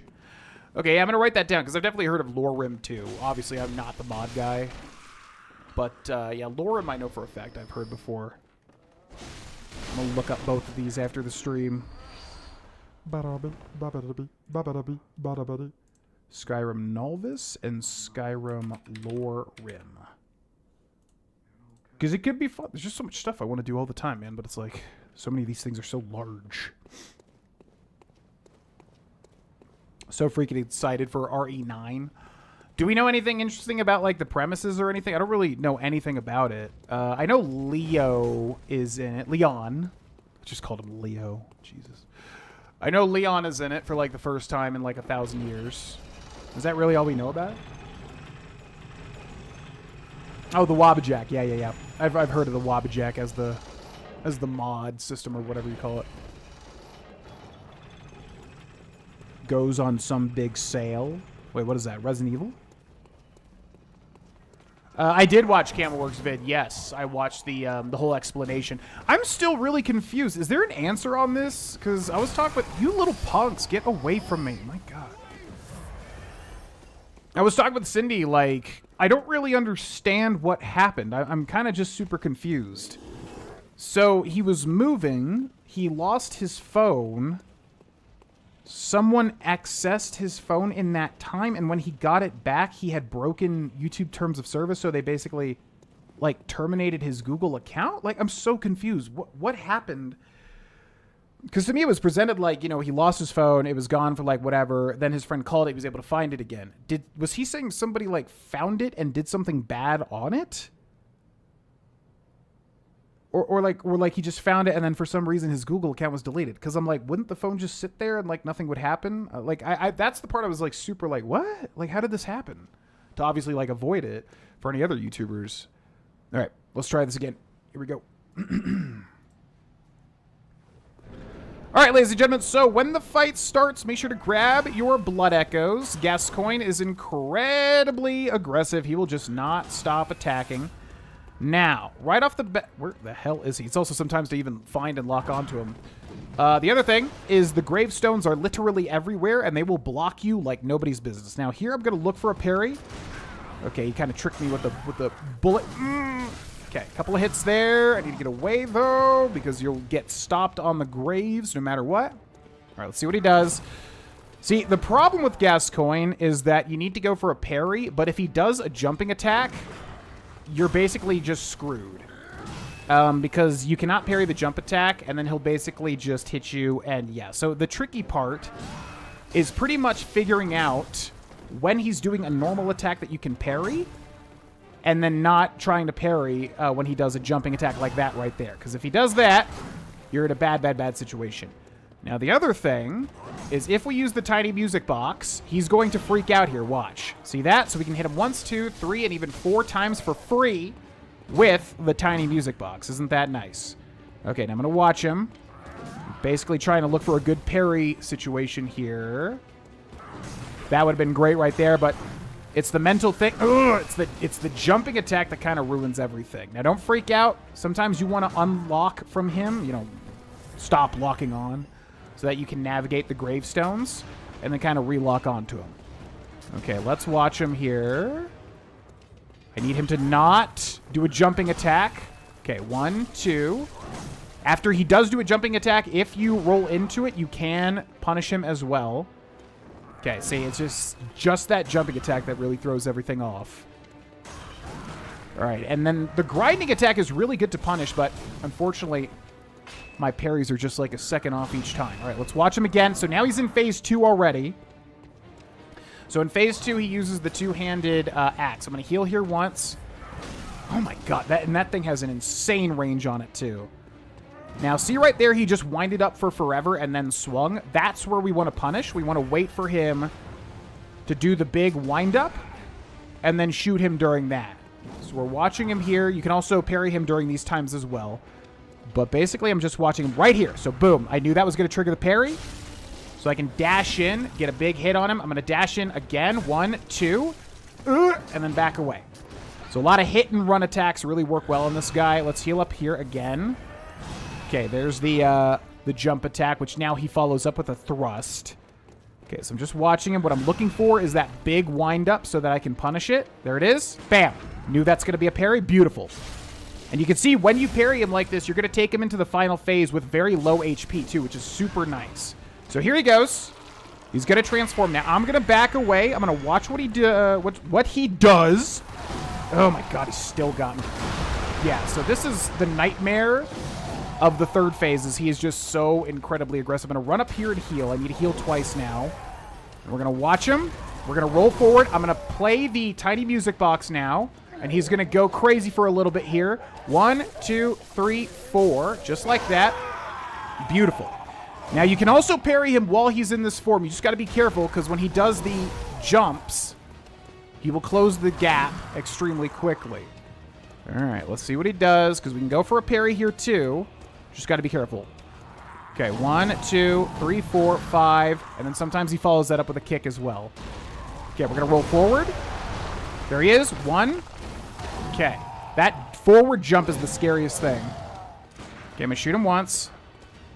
Beautiful. Knew that was going to be a parry. Saw the wind-up coming. He's at 1 hit if he's not dead right now, and he is dead. Whew!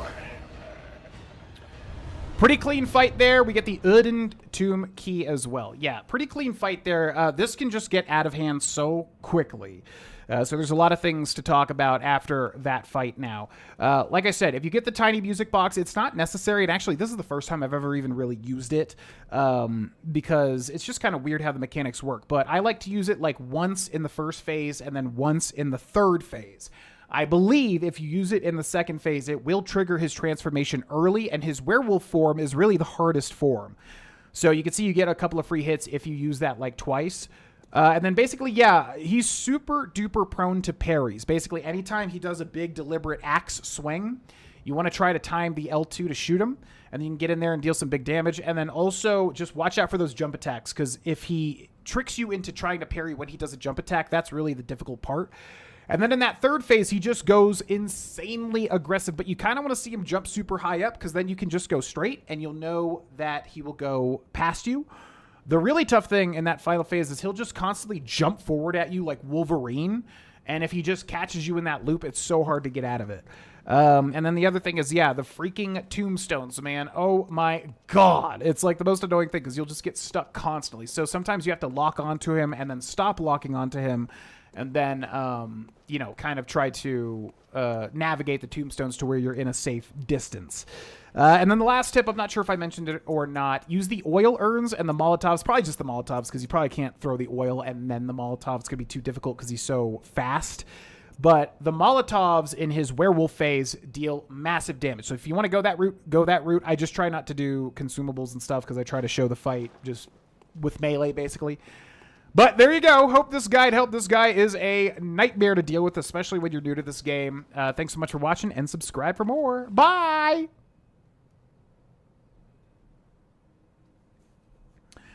Oh, Gascoigne, why are you so scary? Why are you so scary? Ba-ba-ba.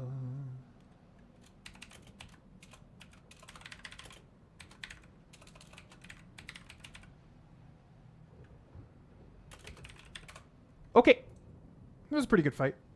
Would like my parries to be a bit cleaner. But, you know. Anyways, yeah, about the camel works thing. Like I said, that was the only part that was confused. I mean, it sounds like a horrible nightmare, but I'm like, what happened to trigger this? Because I was just really confused as to what, like, because like I said, he said he was moving. He, like, lost his phone for 1 to 3 days or something, and then, like, his friend found it when he called it. But how did someone get into the phone? Like, I was so confused. And then how did that, like, break Google's terms of service or whatever? You know what I mean? So that's the part that I was not too sure of.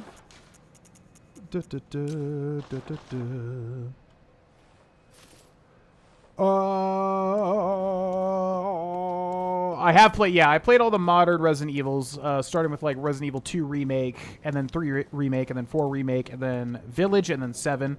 I think I started with 7, and I loved all the modern Resident Evil so much. In fact, to the point where I'm like, shit, I kind of do want to play the new one. Ugh, there's so many things on my plate. Also, red jeweled brooch here, by the way. That's where you get the thing for the girl quest, by the way. Yeah, I loved Village. Village was so cool. I think I platinumed it, too.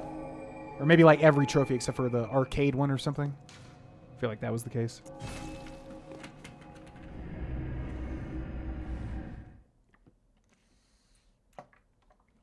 Somebody so that's the part that I'm really confused at. Someone got his phone, tampered with it, and then sent it back? Like, when do thieves, like, send stuff back? That's so weird. Oh, what's up, Dire Wolf? Will you be playing Lords of the Fallen 2? I'll look at it. I'll be honest, I kind of hated Lords of the Fallen, the last one, because I know there's one before that, too. I kind of hated Lords of the Fallen. I was not a fan of that game really at all, so maybe?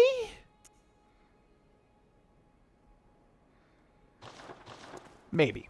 I'm not really a fan of that series. It had some really cool stuff in it, but it was also incredibly frustrating as a game, I remember.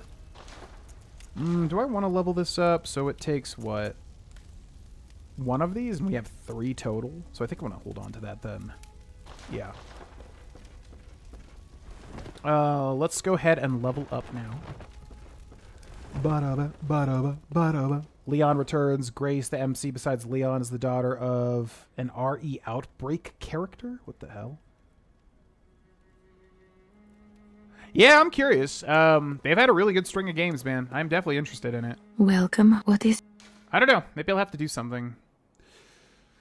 Because, I mean, this Bloodborne guiding playthrough was always a thing of like, well, if there's something else we could do that, and then kind of come back to it over time, you know? Very well. So I don't know. Could be our first streamed playthrough. Coming back to streamed playthroughs, you know what I mean? Let's go. Endurance. And then strength a little bit. Yeah. Farewell, good hunt. Bye! Now, when's the next boss? Is it Amelia? I'm trying to remember the layout of this game now. So we go, and then we can intentionally get killed to fight that other boss, but that's really hard early. Then there's Amelia. Is it BSB? It's BSB, isn't it? I always get confused at this part. Because you have to kill BSB to open up the way without paying the 10k blood echoes. So I think it's BSB next. Can you go to Witches of Hemwick? Because that's relatively easy. We could knock out one more before we end the stream. Could you go da da da da da? Can you fight Witches of Hemwick right now? Trying to remember. RE9 playthrough? Could happen. I don't want to commit to it just now because it'd be the type of thing where... It's the type of thing where, like, I would want to consistently play it like we did with Village when it first came out. And then if some, like, voice acting thing happens where I just can't, like, go live for a while, then that's going to suck. I'll think about it. I'll say that much. Like, I've 100%ed, or at least, like, did everything in of value. Every Resident Evil since 7. So, yeah, I do love them. And if it's a good game... I've just been burned so many times recently, man. Like, Code Vein 2 bought full price, and then it's just like, it sucks. And I'm like, ugh, it feels so terrible. Like, when you think a game's going to be good, and then it's just not. Which, Resident Evil has been great for a good long time now. I'm just like, I don't know. I've just been burned a lot recently with, like, buying full price games. And they're so expensive now, man. It's like, it's $80 after everything is said and done. Like, what are we doing? Whoop. Oh, God, I have no more bullets. Whoops. Okay, hold on. Hold on, big boy. Oh, look at you go. You're so strong. What a strong man you are. Oh, so strong. Anyways, I'll say that. I'll think about it because it comes out in like 3 days, right? So I'll think about it, and if I can make it work, I'll try to make it work. Whoop. Whoop, whoop. And who knows? There could be some guide potential there, too, if there's some weird shit. Skyrim mod packs are very overwhelming, so only play if you don't have anything else to play. Yeah, I know. That's always the thing. Although, with, like, Why Not Wednesdays, there's always an opening each Wednesday for, like, some random thing, you know? And there is the Patreon channel, too, which is basically, like, where everything else goes. So, I don't know. But, Yen, you see me. You don't have to do that horrible yowling. You see me. You can come here. I wonder, cat psychology-wise, like, what goes on with them? Because it's always when she's got a toy out. She brings a toy out of the toy box, she puts it down in front of her, and then she just goes, "Rawr, rawr," for, like, forever. And, like, it's specifically because she, like, wants to be around me or something, because she looks at me, and then she does it. But it's only with the toy. And I'm just like, you can bring the toy in the office? What are you doing? I'm curious if people have figured out what's going on with the cat psychology there. Has becoming a voice actor impacted how you play D&D? Yeah, 1000%, which actually we're doing a one-shot this Saturday. I'm so excited for. I'm playing a mobster changeling assassin. The actual class is a arcane trickster rogue, but yes, 1000%, because basically one of the biggest things with voice acting that I learned, like I said, was just owning it. Like, stop being so in your head about stuff, just go for it. A huge tip that I got was like... And I love this tip so much. It's like, if you think you're going too big, you're probably not, because it's just captivating voice work, right? But in your head, you might think like, oh, this is like so fake. I'm like over the top. It's not really realistic. But a lot of the time, it's just like, hey, if it sounds good, people like to hear it, you know? So what I'm saying is, learning that with voice acting, it's been a thing. Like, so now when I go to D&D, I'm not so much in my head about like, oh, this is going to be cringe. This is going to sound stupid. I just go for it. I just do the voice that I think will fit, and... You know, sometimes I'm still cringy. Sometimes I'm still in my head about it. But when you have the confidence to just do it, it makes the performance a million times stronger. And I think that's a thing that anybody with, like, any level of anxiety struggles with when getting into sort of, God, can you chill? Any sort of performative thing. So yeah, that's the main thing. And then obviously, you know, the range, like working on my vocal control and range over time and stuff like that obviously helps too. But as any voice actor will tell you, it's more about like the acting component than just like having the control to convey it, as opposed to just doing a wacky voice. Like, that's all well and good, but it has to be consistent. You know? Okay, I found the brooch. Hello, Mr. Hunter. Still can't find my mum. Give her red jeweled brooch. Now, there's a branching part with this. I think it's fine to give her the brooch here. It doesn't really matter. It just depends on what reward you get. Mr. Hunter, was it really her? Oh, this is the part, yeah. Mummy, don't leave me alone.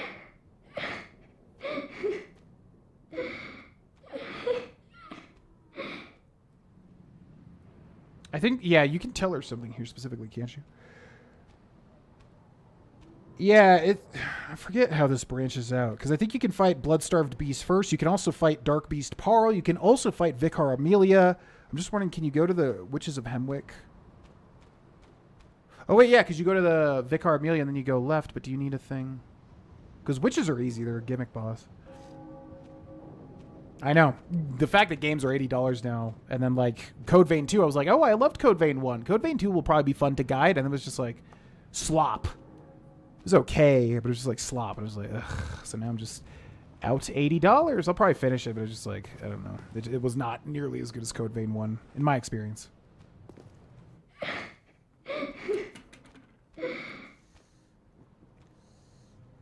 Yeah, exactly. Team Cherry, the freaking goats, man.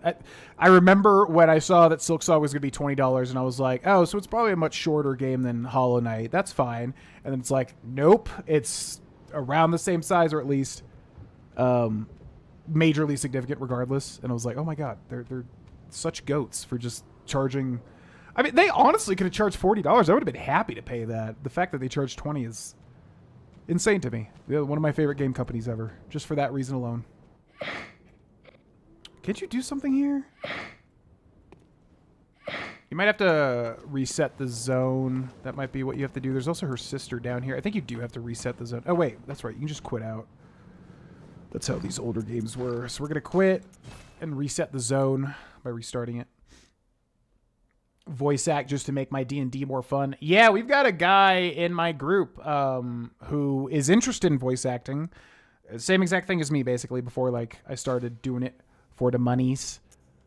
No, not play online, damn it. No. Continue. Yeah, we've got a guy in my group that's like really good at it. Same thing as me. Like I think he's just such a natural at it. Like he loves to do it and stuff like that. And he's just so good. He could just do it. You know, he's playing a werewolf, or he was in one of the recent campaigns that we just ended. He was playing a werewolf that kind of like the old London accent, and he just does it perfectly. So it really does impact D&D sessions extremely well if you get into it. No response? Okay, so I think now what that did was she goes to search for her mummy. Yeah, this ends really macabre, by the way, just in case anybody cares. Doesn't she say something? Wretched outsider. Trying to fool heaven. Oh, that's right. I know what I'm getting confused at. So this is just some random NPC. They don't matter at all. But up there, that changes later. I think once you tell her that her mom was found by Gascoigne, which, by the way, lore-wise, it's really depressing. Basically, what it means was, I think Father Gascoigne is confirmed to be her dad, which is why if you use the music box that she gives you, he gets stunned because he's remembering his daughter. So then he also killed their mom, I believe, which is why he's got the red brooch near him. And that's because he, like, killed their mom and went crazy, pretty much. So then if you go tell her that, I think that's what happens, right? If you go tell her that and come down to this pig, doesn't killing the pig trigger the next thing, or no?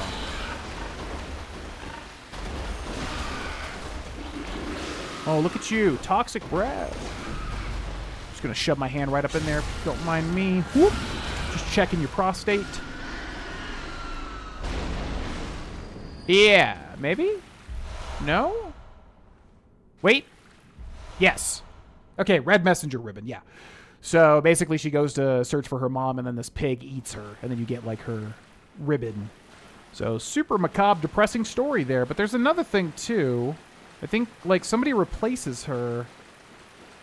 I forget how that works. But anyways, that's like a little side quest thing for her. Okay, now let's get up out of here. Get on. Get on.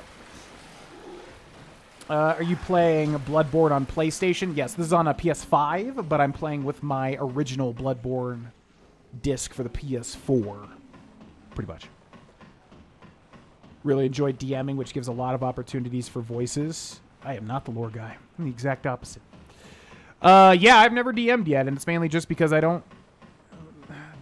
For me, it's like I feel like I don't know enough about the mechanics, but I mean, honestly, like, I'm learning more and more. It doesn't really matter. Like, as long as you can, you know, learn on the fly or whatever, you're usually pretty fine. How do I get back? This way? Let's just go back this way. So, yeah, I would love to DM. I'm definitely going to, like, work towards it for sure, and, like, eventually... plunge into it, because, you know, I've definitely got that performer, love doing different voices type thing, obviously. So, yeah, I will for sure DM at some point. I think for me it's the responsibility. I don't like the responsibility of having to, like, make the world and then having to, like, prepare each session, all that sort of stuff. That's the stuff that I don't like. As all my, like, friends that DM will tell you, like, they spend so much time, you know, preparing all that stuff. And I'm just like, I'm such a procrastinator, like, in school and stuff, so...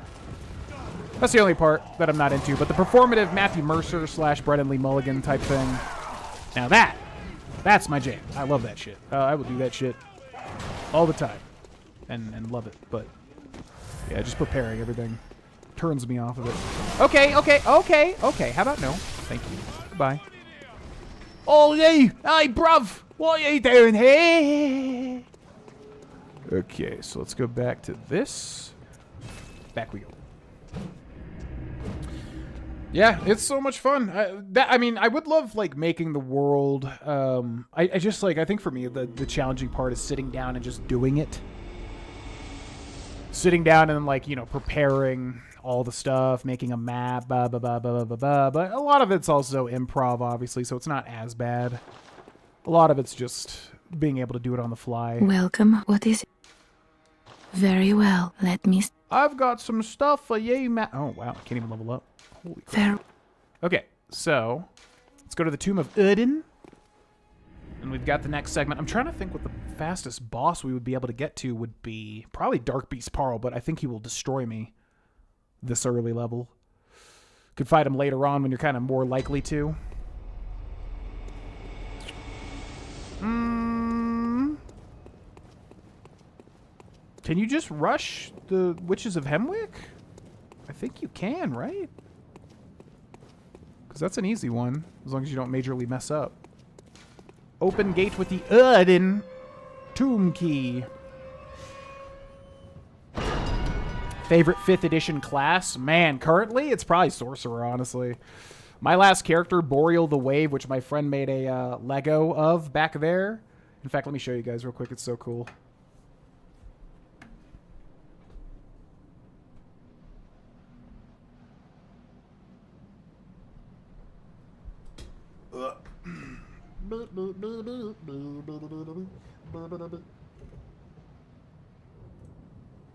Check this out.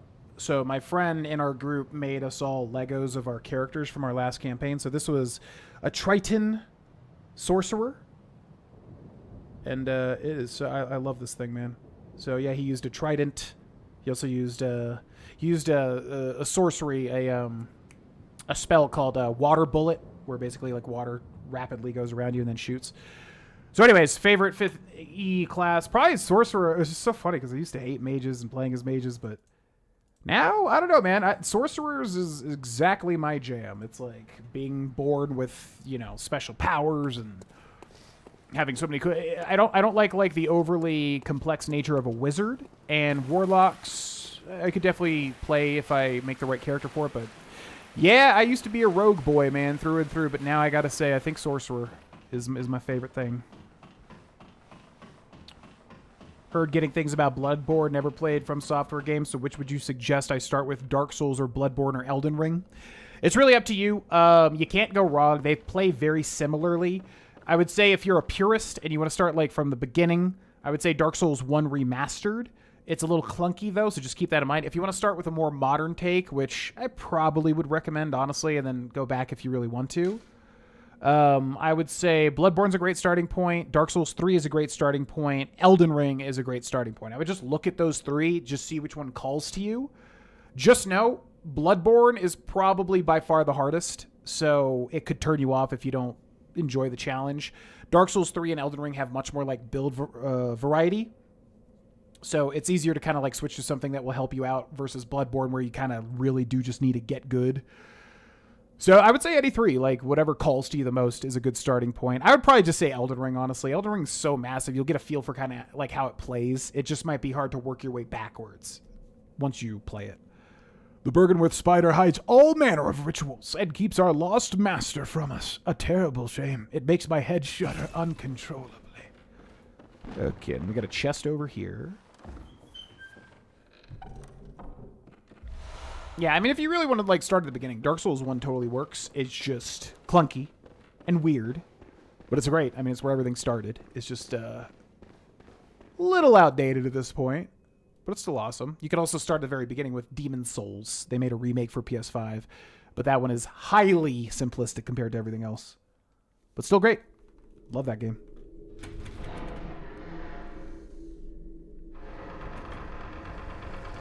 Yeah, man, he did such a good job.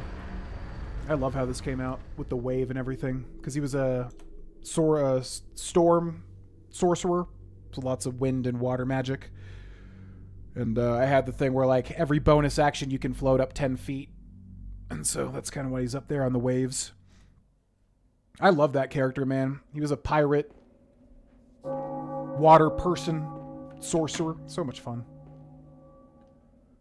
Probably my favorite character so far that I've played, because any D&D person will tell you, as you play more and more campaigns, you get better and better and better at making characters. Okay, we got this little creepy guy on the ground. Hi. Oh, you must be a hunter.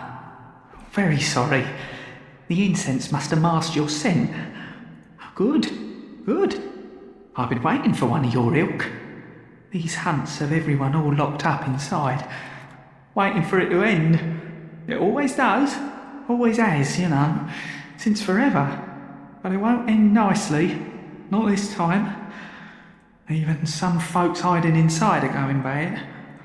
The screams of women folk, the stench of blood, the snarls of beasts, none of them's too uncommon now. Yharnam's done for, I tell ya.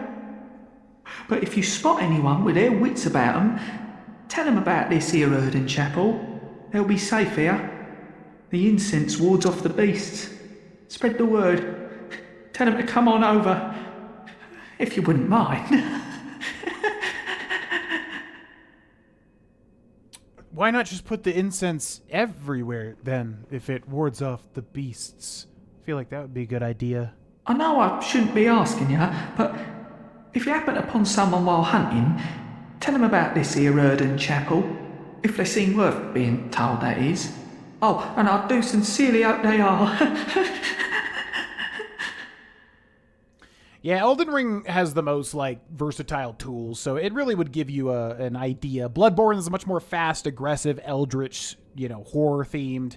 Still similar, but much more fast and aggressive. Dark Souls 3 is kind of a good example of, like, the height of Dark Souls, at least in terms of gameplay and mechanics. But Elden Ring will kind of just give you a feel for everything, and if you end up loving it, you can work your way back. If it were me, like, where I would want to start, I'm like a purist, so I'd probably want to start with, like, Dark Souls Remastered, but that might turn some people off because it's a little dated. I know I shouldn't be asking you, but if you happen to, if they seem worth being, oh, and I do sincerely,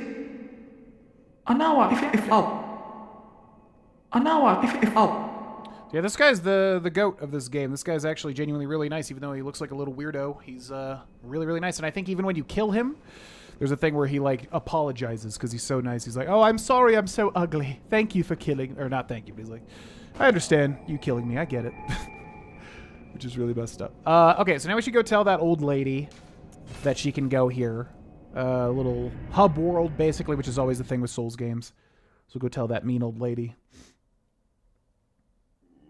Oh, a Bard fan. Oh my god, yeah, Bard is honestly the #1 class I need to play next.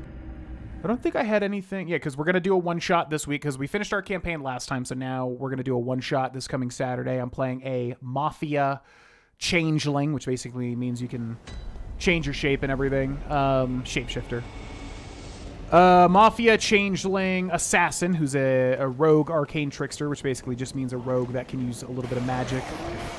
And then after that, I don't know what my next character was going to be. I'm wanting to do... Yeah, a Bard. I think Bard is the next evolution for me. So that'll probably be what I come up with, a really great Bard character. Yeah, I think Dark Souls is amazing. It's definitely got a clunk to the controls. I think it's something that you get used to, though. Like, it's not bad. It's just that you get used to it. Whereas the other games, Bloodborne, Dark Souls 3, Elden Ring, they all flow really nicely. They all feel really nice to play. So it's not as big of an issue. That's the only thing. But if you want to start with Dark Souls Remastered, I think that's fine too. I think that's a perfect starting point. You just got to know the controls are going to take some getting used to. That's really the only major thing. Let's go to that old woman.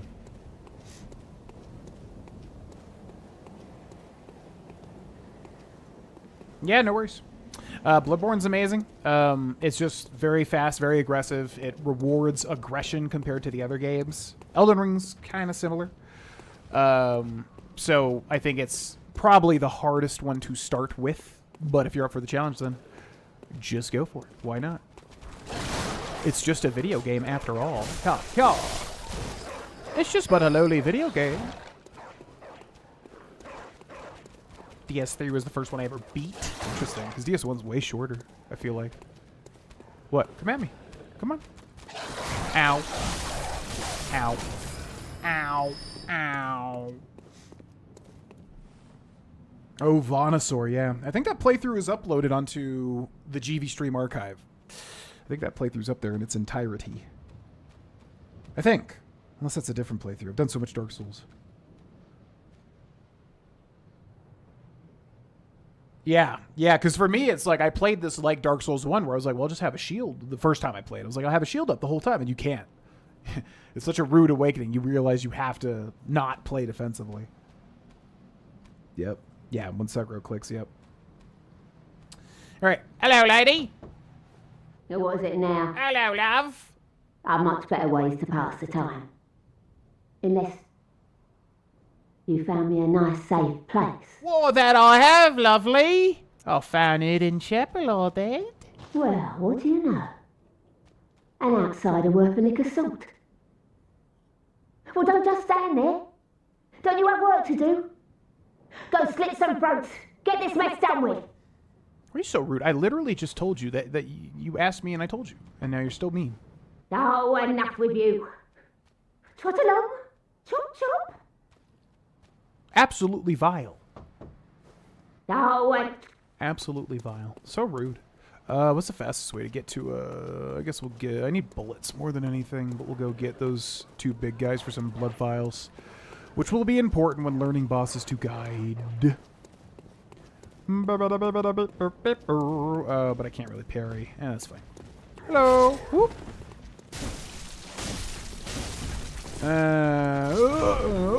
This is actually probably not worth it at all.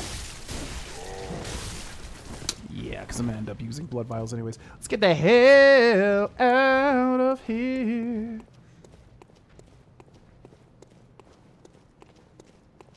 Walled on Capra. I think Capra really got me bad too. I always tell the story of getting trapped in that first iron bore room. I could just not get past it. You needn't concern yourself with me. I'm afraid I'm of little help now. No? But before I did this... Oh wow, you get that way earlier than I remember. The flame sprayer. I made no use of it, but perhaps you...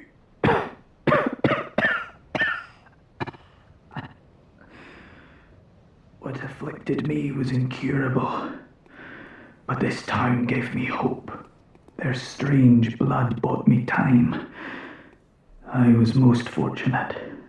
Unharmed by the plague of beasts. I can even die human.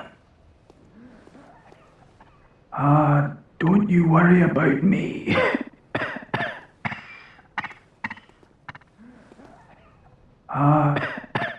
Okay, bye. Okay, where are we going now? We need bullets. But we'll get more bullets. Yeah, Uden Chapel. We put the grandma there, so now we can go talk to her. Oh.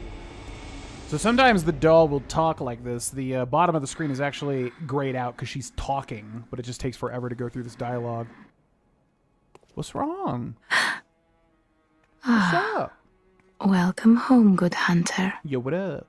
I must have drifted off. That's all right. What is it you desire?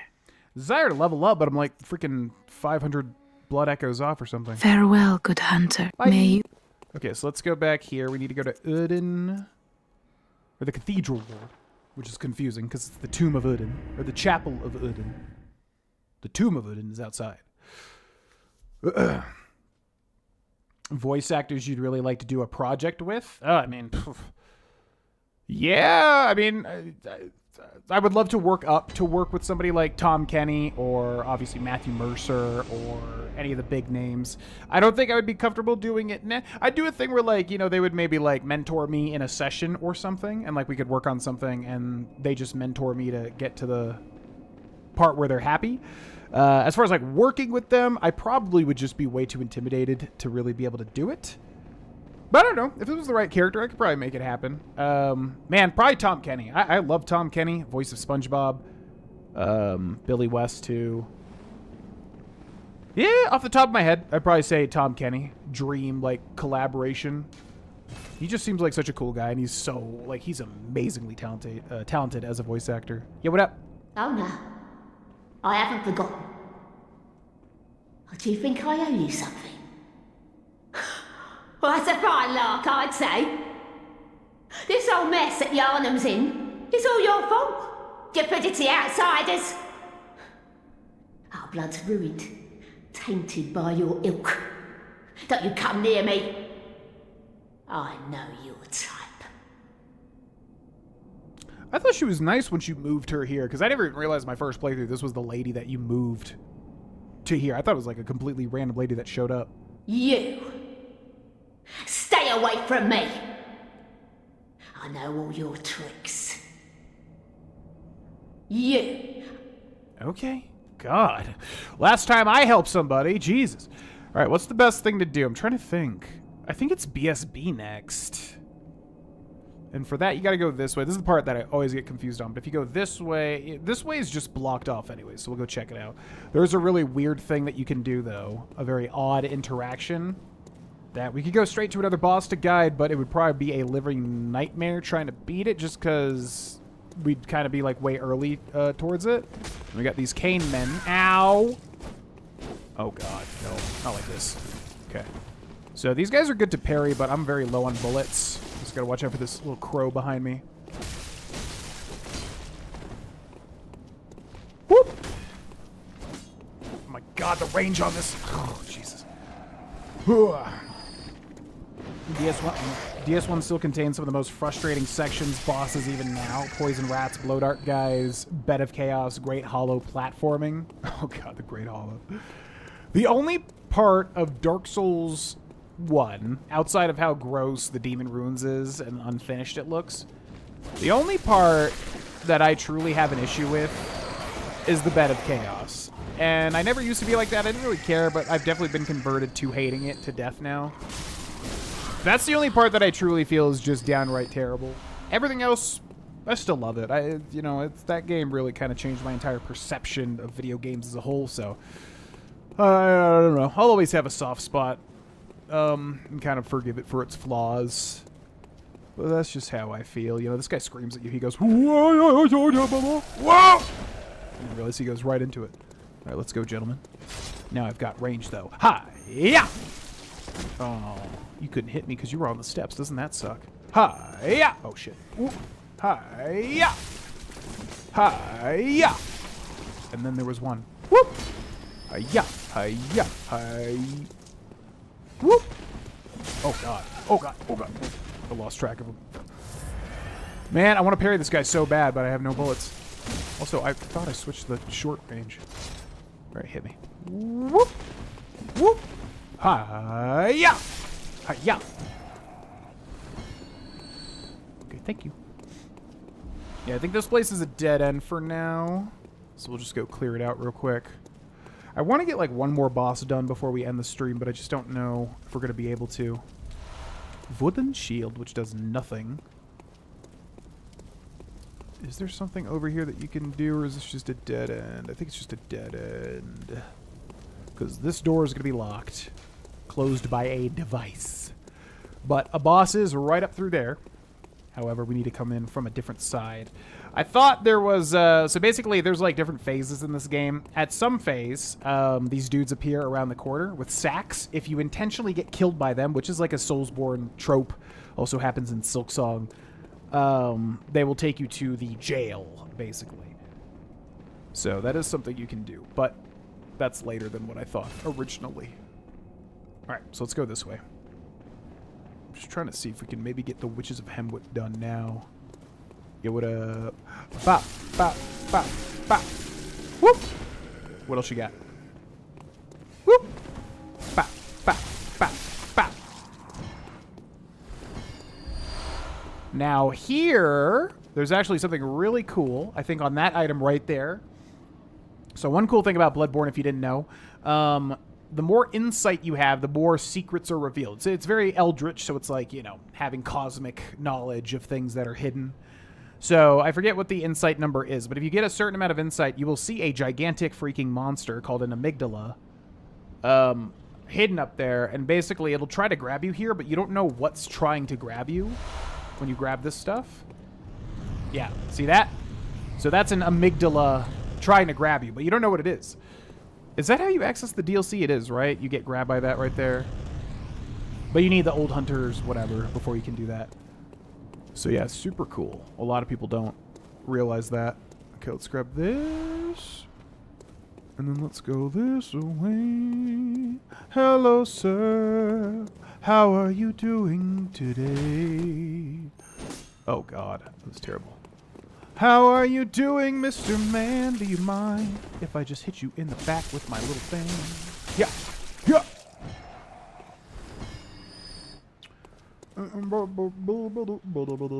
Why are the characters' voices so loud? Yeah, it's because I changed just the voices to be super loud, which I honestly should change. Bop, bop, bop. Let's go down to 5. Cindy's now home, so I probably won't be going too much longer. I think it's going to be too much of a stretch to get to another boss. I wanted to shoot for 3, but... where does this go? Oh god, this does that whole thing, doesn't it? This probably is the next best place, right? So I guess we could go until we hit a lantern through this way. Yeah. Because I think your choices basically now are pay 10k, fight Vikhar immediately, or go down this way and kind of open up the back way and fight a different type of boss. So I think that's what we'll do. I think it's this place. I always get confused during this part. Hi. Oh, God. Okay. Hold on. There's so many dogs here. Bam, bam, bam. God. You little punk. What a cheap shot that was. Ow. You away. Bam, bam, bam, bam. Hiya! I think it's 60. Wait, what's 60? Yo, what up? Not David. You had a whole dream. Well, don't leave us hanging. What was the dream about? You can't just say you had a dream. Not explain the dream.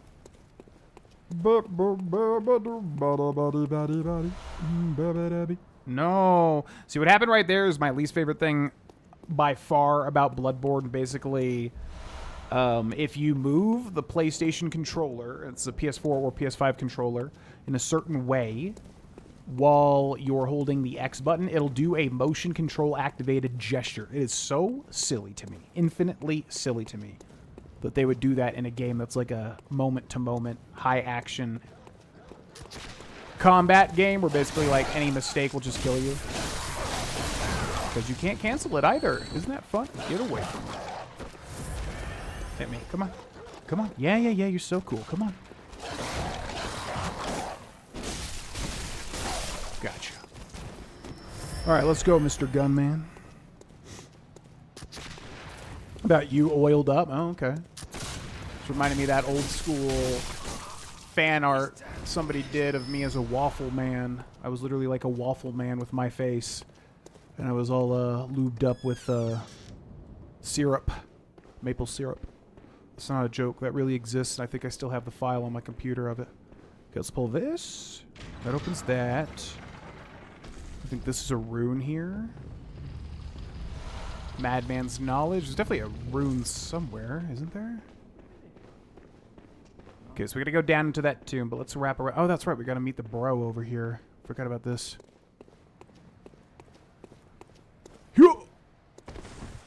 Want to see that? I might reveal it at some point. I think I still have the file. I should have all the fan arts from over the years. Yo, what up? You're a beast hunter, aren't you? I knew it. That's precisely how I started out. Oh, beg pardon. You may call me Alfred, protege of Master Ligurius, hunter of vile bloods. So, what say you? Our prey might differ, but we are hunters, the both of us. Why not cooperate and discuss the things we've learned? Okay, sure. Oh, very good. Very good indeed. Take this to celebrate our acquaintance. Fire paper is actually super helpful. Basically buffs your weapon with fire. And the prey emote. Beast hunting is a sacred practice. May the good blood guide your way. Okay. There must be oodles for us to share. Go on. Just tell me what piques your interest. Tell me about the Healing Church. As you know, well, but I have heard, and that counts if you seek blood healing. Tell me about Bergenworth. Bergenworth is, and the tomb of the gods. Well, once this led to the founding of in this sense, but today, and furthermore, it's unclear how many of its scholars remain alive. But only they know the password that allows passage through.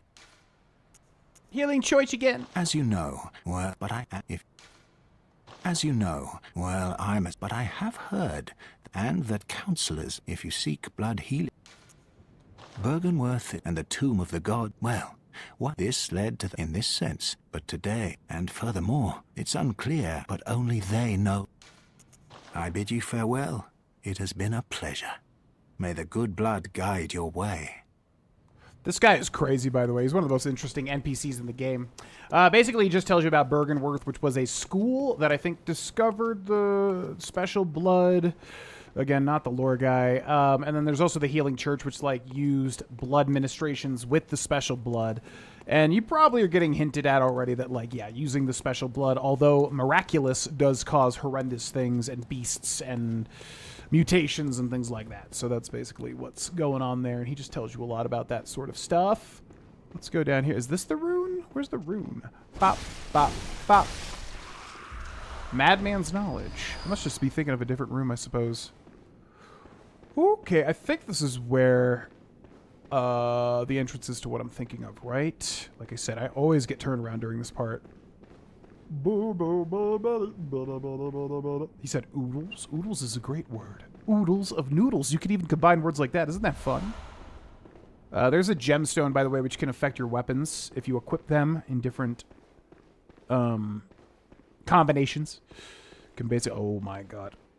Whoop! Can basically adjust certain properties. Okay, I gotta be careful here with this guy. He's a wily. Oh! Got him. That voice in one ear rustles my jimmies and perturbs my dillions. Now, rustles my jimmies, I was aware of. Perturbs my dillions. This is news to me. Okay. So then down this way. I think there's a hidden item here, isn't there? GV Bloodborne runs insanely smooth on PC now if you ever wanted to experience the masterpiece at 60 FPS. Oh, yeah, that's right. I forgot that they made that. Shit, I honestly should have done that. But, oh well. I'm fine playing the OG. Yeah, I forgot they finally figured that out after all this time. They were trying to, like, do that for so long, have a 60 FPS Bloodborne. How do you get that item there? Because I could probably, like, run and jump. Looks like you can just get it from down here. Breath of the Wild gameplay? Are you, like, asking for me to play Breath of the Wild? There's a full 100% playthrough, no joke. And I think the GV Stream Archive. It's on either that channel or it's on, it's called Oasica Obscura right now, but I need to change that. But yeah, either on the second or third channel, I think there's a full 100% streamed Breath of the Wild playthrough that somehow didn't get hit with any copyright stuff, which is insane to me because that thing was like 30 streams long or something. Crazy long. Okay. So then... yeah, through that door is a whole nother section of the game, but I think we'll end here. Just because, knowing myself, I will want to push until we fight another boss, and it's honestly a lot of gameplay between us and any other boss currently. If we're playing efficiently, there's ways to get to bosses quicker, but if we're being smart. Yeah, now the question is, do we want to upgrade this weapon? I guess so. I want to save it. But if we upgrade it... I mean, it will help in the short term, and we'll probably get enough stuff anyways. So I guess we'll upgrade it. Hello? The moon is close. It will be a long hunt tonight. Oh, will it? If the beasts loom large and threaten to crush your spirits, seek a holy chalice. as every hunter before you has. Our holy chalice will reveal the tomb of the gods, where hunters partake in communion. Oh, interesting. I didn't realize it had to be a PS4 Pro. That's funny. Most of the holy chalice and the few were lost, but if one, yet it was burned, the perfect place for a one hunter, of the wouldn't you say? town of Okay, anything else, Garriman? One of the town of. Okay, so let's go over here. We can use blood gem fortification. We can do that immediately. Interesting. Wait, what level does it have to be? All right, we're going to repair weapons first. Usually extremely cheap, just like in Dark Souls. Fortify weapon. I guess we'll go saw cleaver. I want to save it for the other weapon we're going to use, but that's fine. So, bam. Wait, how many of these do we have? Oh, we have 10. Okay, so we had more than I thought. Saw cleaver +1, and then +2. That's good. And then Hunter's Pistol, I don't think we want to upgrade. And then Blood Gem Fortification. Now we can fortify the Saw Cleaver with Blood Gems, which we're going to put on the Tempering Blood Gemstone 1, which increases the attack by 0.7%. So not much at all, basically. Yeah. And then this we can't use yet, right? Nope. And then we want to find the doll so we can level up. Welcome home. What is it? I want to level up! Very well. Let me... Level me up! We should get some HP, honestly. Yeah, we're pretty weak at the moment. Farewell, good. Bye! Alright, I wanted to shoot for 3 boss guides, but we got 2, so that's good. Yeah, we'll basically just be plugging away at this whenever I can. As I said, in like 1 to 3 months, I would estimate I will be able to know for sure like what a schedule would look like for streaming, because currently, I am definitely down to start streaming again after taking a massive step away for some time to reset. So yeah, if you want to know when I am live, the ways to do it would be to follow the Twitter. At the top of my Twitter is a pinned tweet. And if you like said pinned tweet, you will be alerted when I go live, if you like are on Twitter, basically.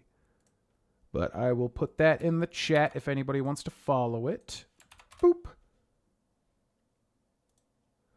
And then also, if you're a member or a patron, just check your like membership zones, whatever, on Patreon or on YouTube. I think there's a membership tab, and then you can join the Discord through that, and then you'll be alerted as well in the Discord every time I am live, if you guys would like to know. But eventually, I do want to work towards the schedule.